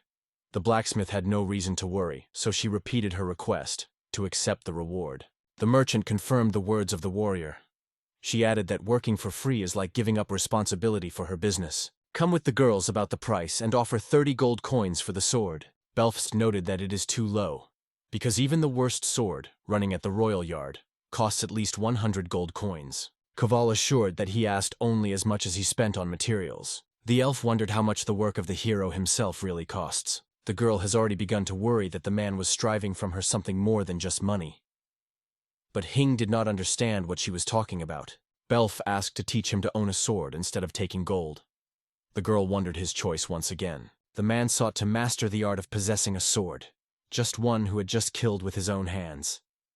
He called his blade Shadow Blow. Already with her desires, she wanted to understand why he was doing so. The hero replied that if he decides to stay here, he would have to become a little stronger. The man explained that he wanted to learn to handle weapons to protect himself and his loved ones. Belf understood him and suggested that a friendly match. The gang did not want to go to the duel, because he did not know even elementary bases.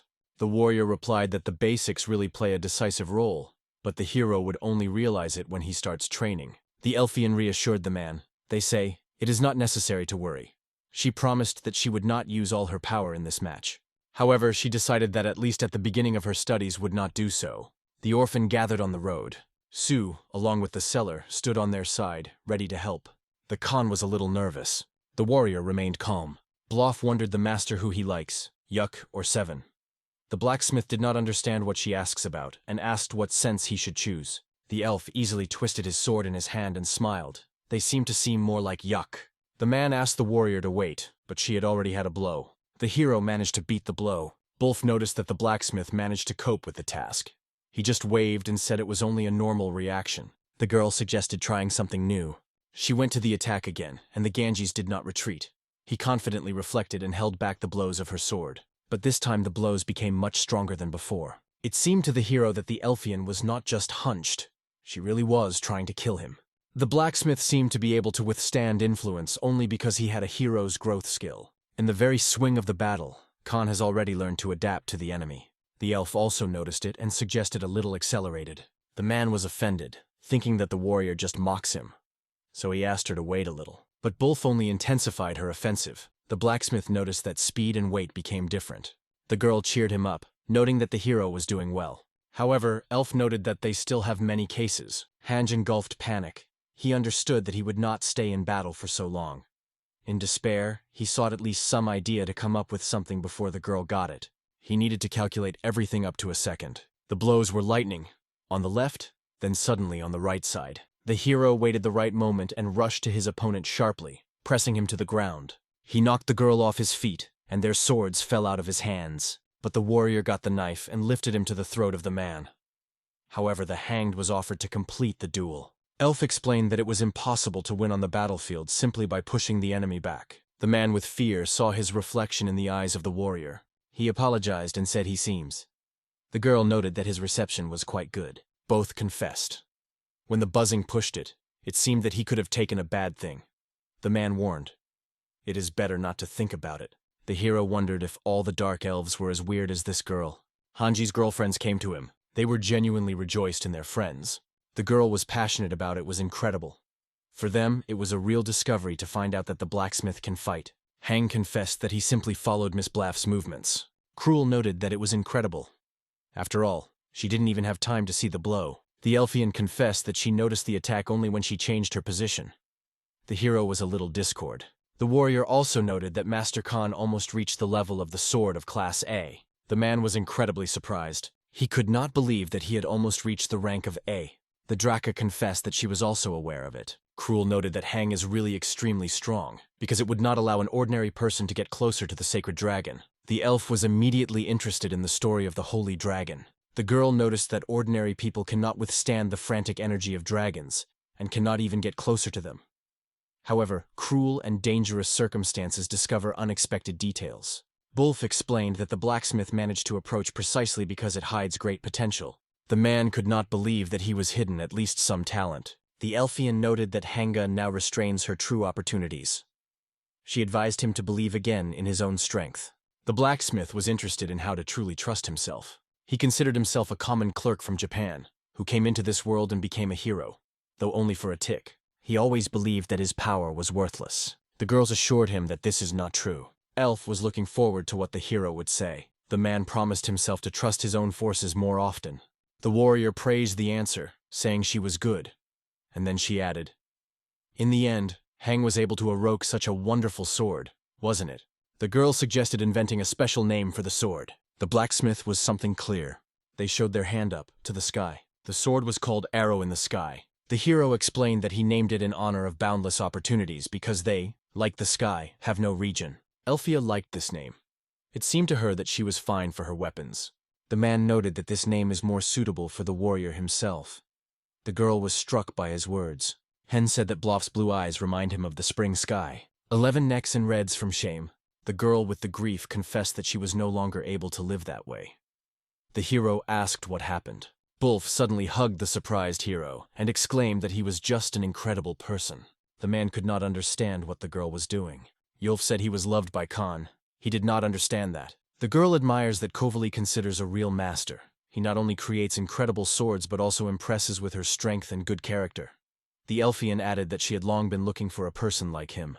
Bulf wondered in Hang whether he would stay with her. Cruel refused and grabbed the blacksmith. The girl called him her master, and the hero felt awesome.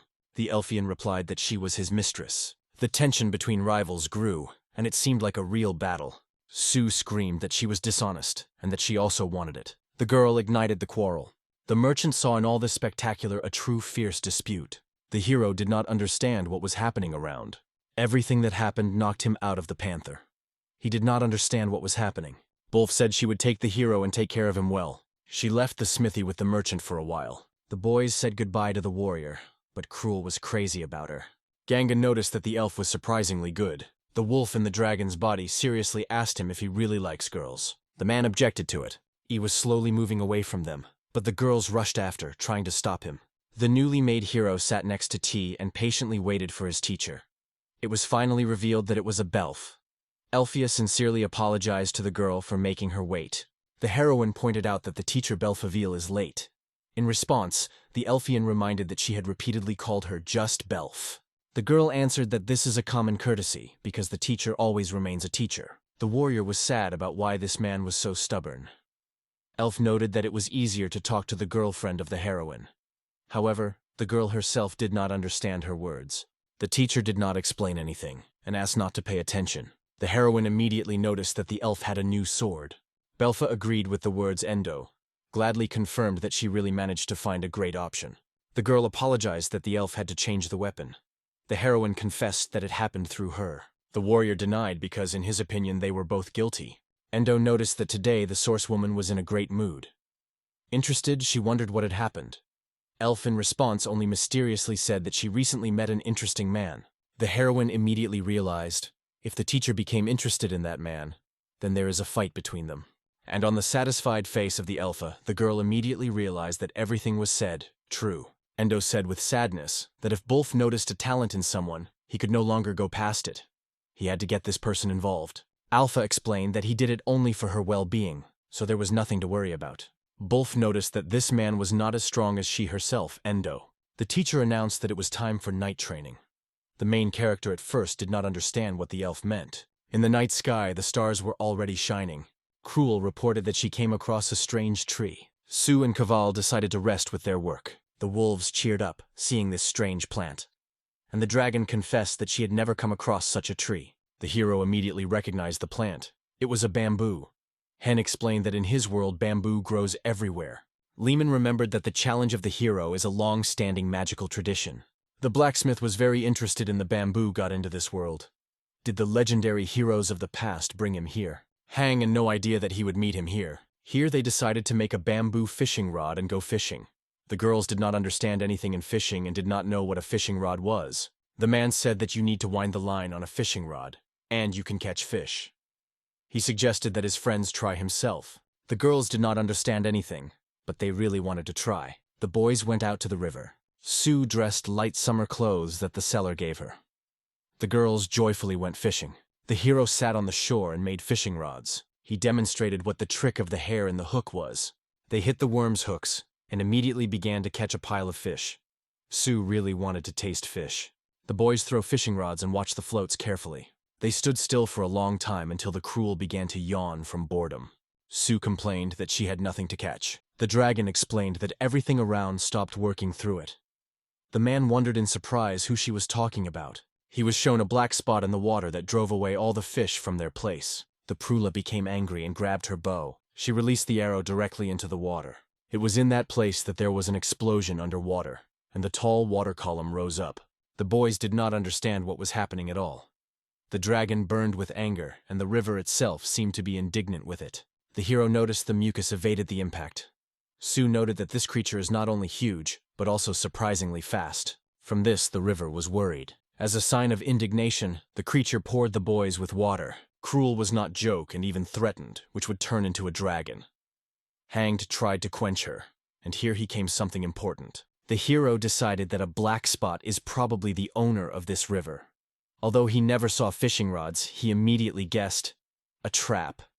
The man reassured the girl and asked her not to worry about it, but Cruel was already terribly angry. She stated that she wanted to catch him, and so she asked her to make a fishing rod that could be caught by the owner of this river. The boys returned to the forge. The dragon wondered how Henged's business with a new duck. The hero acknowledged that it is really not easy to create such a fishing rod without solid material. Cruel was upset because they had neither soft steel nor something like.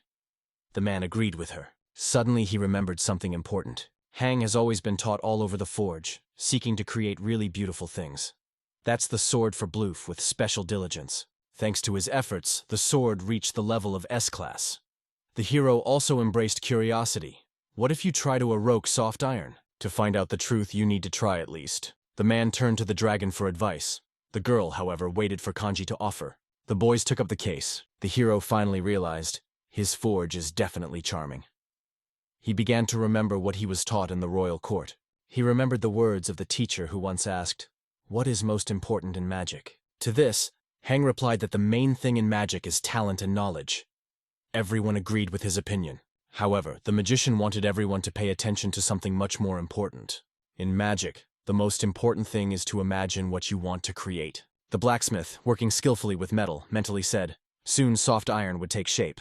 The material has already been prepared. Hen checked the strength of a new fishing rod, swinging it with all his strength. He waved it in different directions. The girls were delighted. Cruel noted that the finished material at the touch was as light as bamboo. Sue struck how easy this stick was swinging.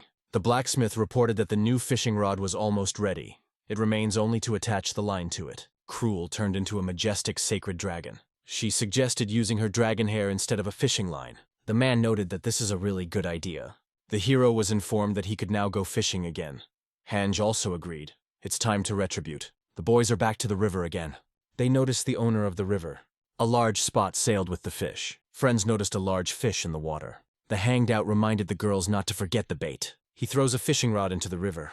The hero slowly soaked the fishing vein. Something has moved in the water. The do-not noticed that the bait had worked.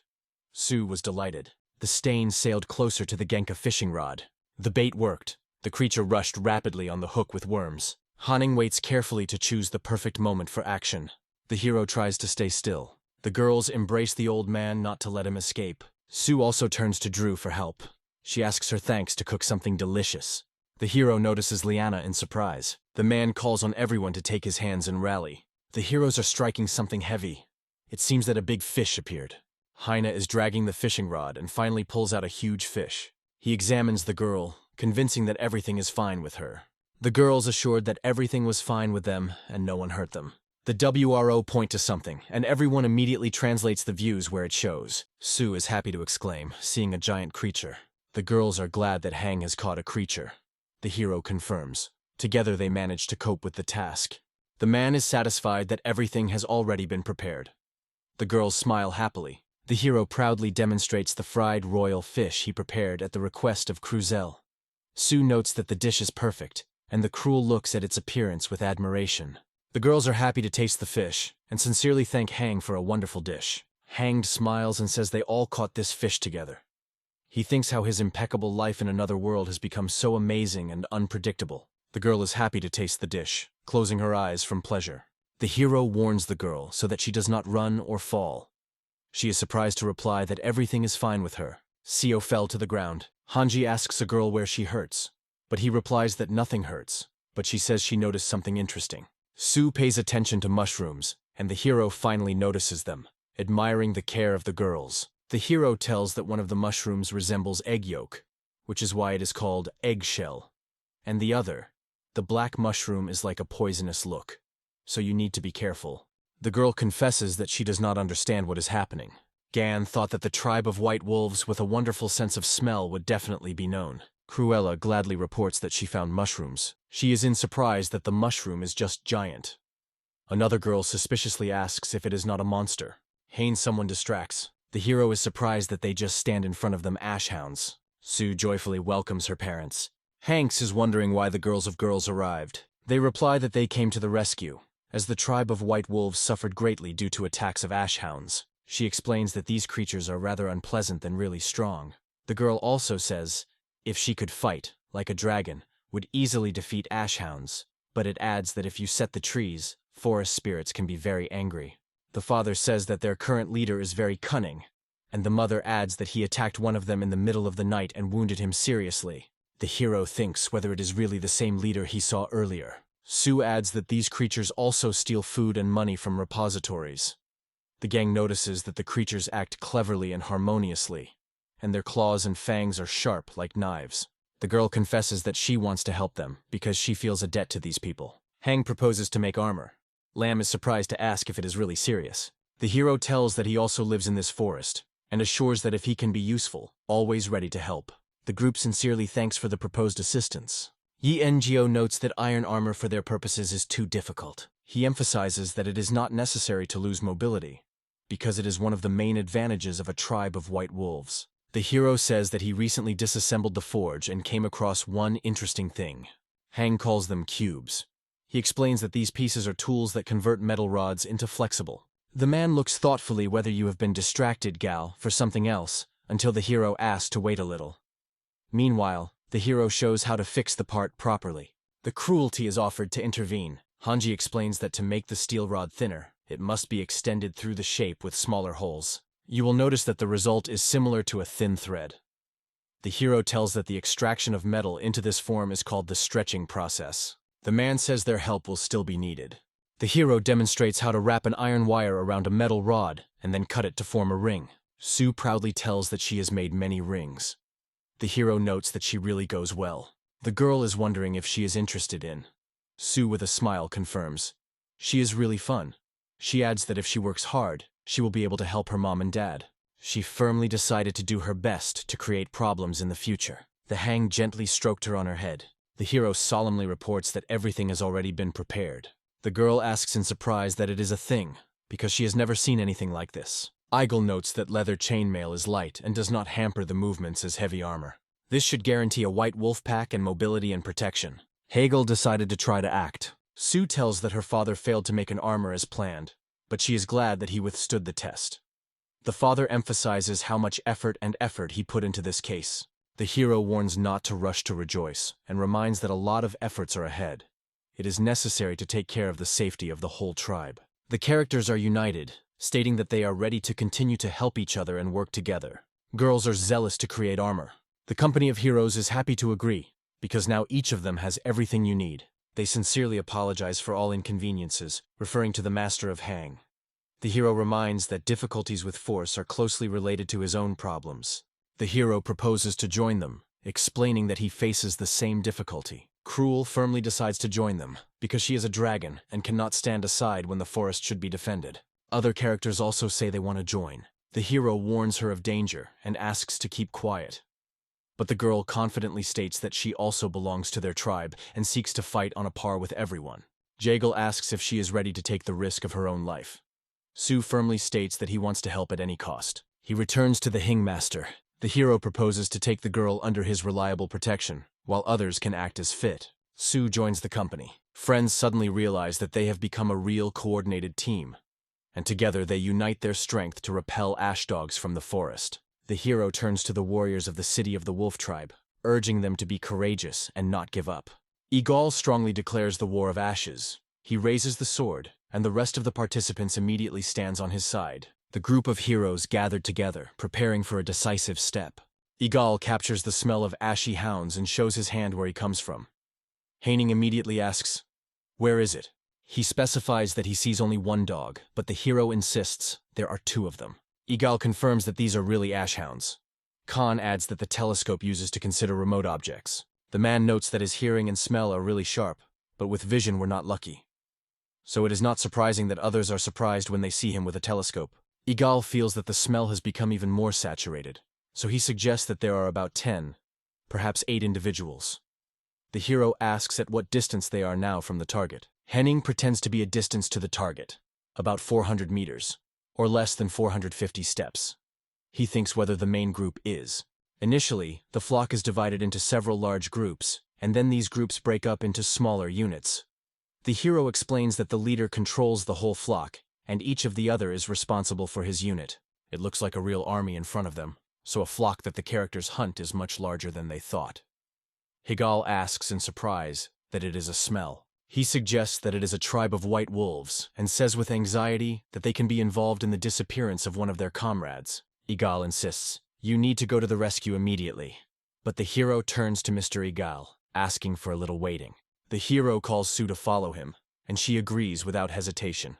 Hange notices that due to the remarkable physical strength, his companion moves extremely quickly, barely manages to him. He was surprised that there are other white wolves here.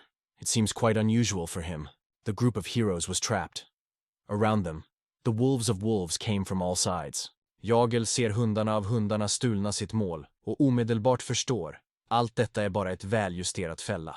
Wolves rush to the heroes, jumping straight at them and starting to attack. The consequences of the attack are the spooky traces of Jagala. The Hanged One closes Sue, protecting her, and other characters rush to them. The characters discuss how they managed to repel the attack of wolves due to their wonderful armor. Jagal says they used the passionate golden fur. Hand notes that the enemy turned out to be cunning than they thought. The guy denies, they say, ashhounds cannot be so smart and predictable. The characters recognize that the opponents were smart, and they themselves were not simple. They managed to cope with all the trials. It takes a few days. A group of brave heroes rapidly rushes to enemies. The young man is vigorously rushed into the battle, skillfully waving his sword. The enemy smiles with a trick, and it is amazing Hang. He begins to think, which gives the opponent such confidence. Hangen informs his ally that the cruel signal has already worked. A group of heroes rapidly rushes to their goal. Henged notice that they are pursuing, and Higal agrees. The dog almost has time to grasp the cloak with his teeth. The heroes manage to lure the enemies into the trap, and they are ambushed. Then one of the opponents orders his comrades to flee to avoid danger. He asks why the wolves were chased after them. She calls the wolves to catch up with her. The wolves rush to the heroine, trying to catch her. Sue falls into a great danger when one of the wolves jumps at her, but at the same moment someone comes to her help. Pearl does not hesitate, instantly uses his abilities and opens fire on the hound. The heroine sincerely praises Sue for a beautifully done business. Hang notes that all the Ashhounds focused on Sue, and the Cruel also distinguished itself. His actions are striking. The characters gathered in a group. They are surrounded by a flock of wolves. A new stage of adventures ahead. Gong with determination states that they are now time to act. Heroes advise about the plan. They want to lift Ashhounds in one place with a bait, and then suddenly attack them. Sue supports this idea, and immediately suggests herself as a bait, confidently stating that she is ready to take up this risky business. But Jagal does not agree. She says she also wants to become a bait. Hain tries to refuse her, warning that it is very dangerous. Sue tries to convince everyone, and tells the hero that a bait needs someone who is not too strong. The girl confidently states that she also belongs to the tribe of white wolves, and considers herself a true warrior. Hing notes that the girl is determined, and eventually agrees with her choice. She sincerely thanks her husband for his support. Perul decided to stand up for the girl, and she gladly agreed to it. The girl's parents are proud to talk about her, emphasizing that she deserves trust and is quite ready to participate in this mission. The mother turns to her daughter with confidence, saying that she rests on her and believes in her ability. Hang noticed how a giant wolf is approaching, and shouts in amazement, "This is the leader of the pack." Eagle strongly states that it will now be personally dealt with the leader. Sue screams loudly at his father, who flies back and crashes into a tree from a blow to the leader. The heroes were stunned when they saw the leader cleverly shook the arrow. Heroes suspect that this leader is a mutant. Ganga, looking at Cruel, asks in an alarming voice. Cruel tells that sometimes creatures are born with incredible power. She thinks of turning into a dragon, and stopped. A girl with white hair encourages the hero and thinks why he is not able to believe in his own strength. Hanji confidently states that he can handle on his own. The hero feels the ants run on his back. The enemy poses a true threat, and he clearly recognizes his intention to kill in his eyes. The enemy rushes to the hero with fury. A man radiates confidence. When the leader suddenly rushes to Hang, the man immediately grabs the sword and pierces the enemy. It causes a powerful impact opponent. The group of heroines with admiration and surprise watches the actions of Hang. The hero won the leader, and together with his comrades rejoices in this long-awaited victory. Sue proposes to catch the main Ashhounds, and Yagal denies, considering it superfluous. He explains that after death, the leader will no longer attack. The girls attack the Hin. He is told that he was cool. "Thank you both, girls." In the city, the head of the leader was turned into a trophy. The heroes raise glasses, rejoicing in victory over ashy dogs, and honor their courage, urging to drink to the bottom. Hang casts his gaze on a plate with a drink, takes it and drains to the bottom. The characters rest and have fun. This holiday lasted 3 days and 3 nights in a row. The characters gathered in the circle and began to say goodbye to each other. The detachment of the heroes sincerely thanks the Master Khan for his support. Jagal says that if it were not for the help of the Khan, they would still tremble before the threat of Ashhounds, and their flocks would fight each other. Again on the hinges. The hero sits on his horse, but again hears someone laughs at him, calling a simple decoration. It annoys him even more. The man appeals to everyone, sincerely thanks for participation and support. The heroes communicate warmly and easily, promising to meet and miss a glass together. Egal is happy to agree to this proposal. He calls Sue to return to them. Jagal says she has already decided. One of the soldiers will take on a risky role of bait for the entire team. The heroine appeals to her parents and flocks. She is ready to study and hang and emphasizes how important it is to support the whole family. Sue says he wants to be with Cruella and Hang. In the end, the whole company agrees. You are suitable for forgiveness from Hang for taking care of him. The man smiles in response and says that everything is okay, and she is wondering if he is worried at all. Hagal emphasizes that it was the path that has chosen this path, and everyone in the team fully trusts its decision. Friends sincerely thank Master Hain for his support and help, saying goodbye and telling him many good words. The king with disappointment asks a man in front of him why he was defeated again. He explains that the unique ability of a hero, a ward of wind, is a true incredible force that is not possible to compare with the skills of the heroes of the past. The hero still breaks his head over why he was defeated. The girl explains that the soldiers are here to nothing. She takes all the blame for the defeat on herself. She asks not to blame the soldiers, emphasizing that they are in no way guilty, and she is ready to take on all responsibility. The king is wondering if Kenai has something to add after his defeat, and she replies that he does not want to look self-confident, but she has one request. A girl with white hair is surprised to raise eyebrows and thinks about where the right thing could go. Prula finally finds something that has been looking for so long. A group of heroes find honey, and it turns out to be incredibly sweet. This is to the whole team that rejoices in the find. Khan notices an insect similar to a Hercules beetle and says she is from his home world. Sue immediately decides to catch this wonder. The young man warns the main character who is dangerous to go far into the forest, but she is confidently going on without stopping. Suddenly, a giant bear emerges from the forest and growls angry. It can be seen that he stands on the guard of his fragrant honeycombs. The bear rushes to hang. The girl uses magic and affects the bear. Lady Kanya appears at a crucial moment and saves Hina from a bear attack, striking everyone with her strength and skill. The characters sit for tea and talk. The girl is surprised that for the first time from the moment of arrival in this new world, barley tea is tasted. Hang notes that cold barley tea is the best drink in the heat. The girls notice that their teacher is familiar with this woman. Can I ask a man who these girls are? These are his neighbors. They often help him in the forge. The girl finally understands where he works. Hein is happy to tell that he likes Cowell's business, and sincerely thanks the king and ministers for the opportunity. Can you say that the new life of the hero has just begun? Hen is confident. She was brought here by numerous experiences that do not give her rest. The girl appeals to him with a request to teach her craft forging sword. The man notices that the girl is hiding something, and suspects that her request is insincere. He decides to find out what really happens. Hanji seeks to find out the truth about her. To get used to the new place faster, Master Genk asks Cruel to familiarize it with the basics of blacksmithing. Cruel and girl start working together in the forge. At first they are a little awkward, but within a few days they find common ground and become friends. The heroines discuss different tastes for onigiri. Someone notes that rice and strawberries are a strange combination, and it is markedly surprised by others. In a few days later, can I finish work on the sword and say with confidence that he is ready? When Master Hang asks whether everything is done correctly, Cruel assures that although she helped, he is in fact a merit of Kenny Master. The hero asks why the rapier was chosen for the sword. Is it possible to reply that this is a strange choice? But this is the way that the first was sleeping.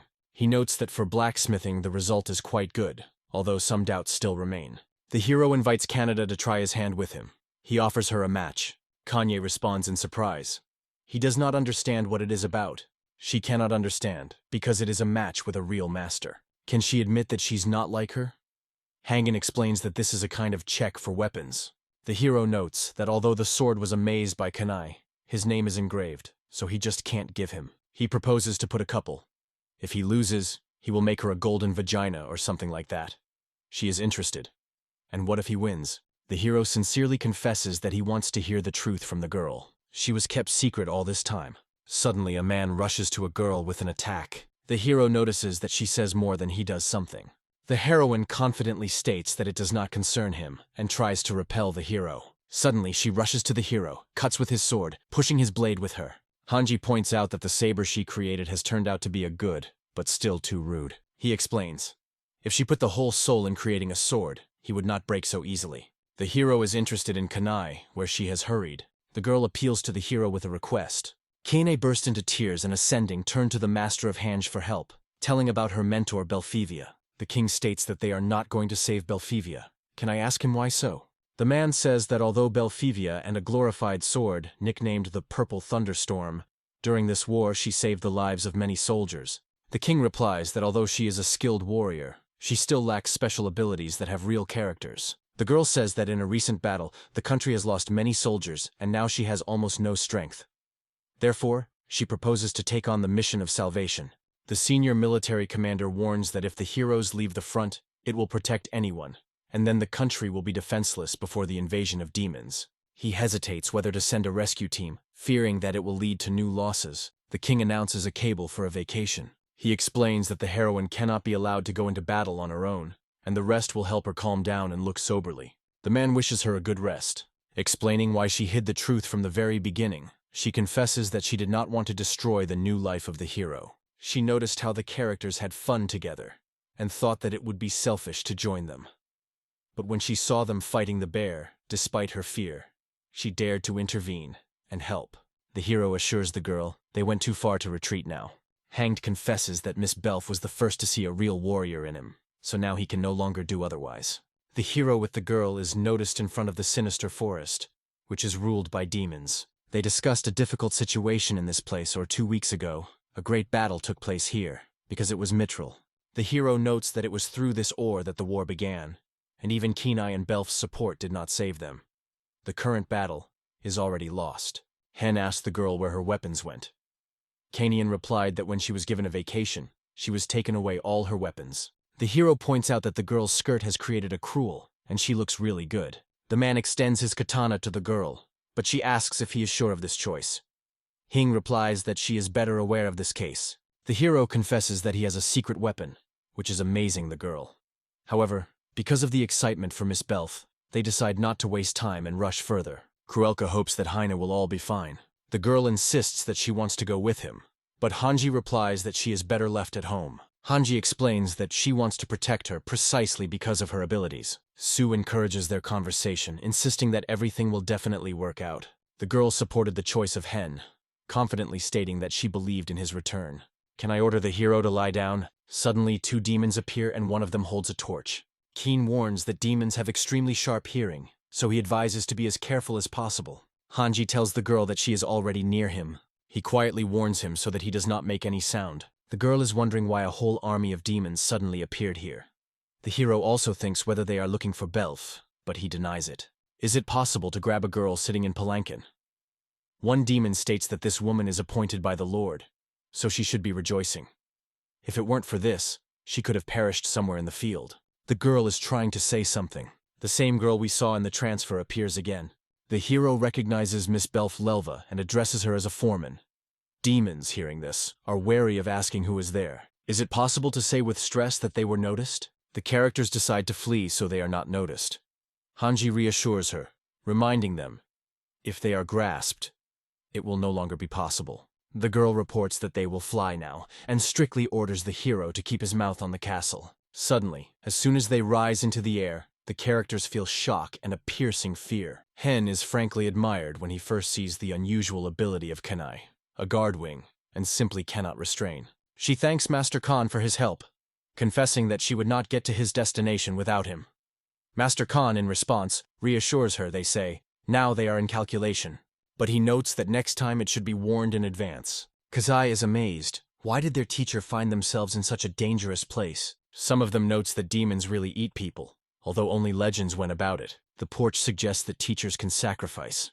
Is it worth saying that they need to go there immediately? The man learns that their goal is just on their way. The detachment of heroes rapidly rushes to the destination, breaking through the flocks of demons in different homes. They stand near the corridor, and Miss Belfa meanwhile sits in the next room. Suddenly they notice a band of demons that staged a real feast. Belf is surprised to ask why everything is so well, and Hen answers that this is a really wonderful question. Hanging your head, can you get up in front of the teacher? The woman is wondering why the master came here. Hanging replies that they came to save her. Belfray reminds them that they are in the territory of the demons. You can also add that she has a very narrow circle of people who can trust and asks not to leave her student. Belf confesses that she wants her student to learn to be independent as soon as possible. She thanks her husband for salvation. Hen, for his part, recognizes that his feelings are the same as in Kenai, and honestly confesses he still needs much to learn from her. He emphasizes that they need to retreat quickly, otherwise they can be victims. Belf does not understand what victims are discussed. The stranger finally understands where the human smell comes from. The demon asks the heroes with suspicion why they penetrated his mansion without invitation, and what intentions they brought them here.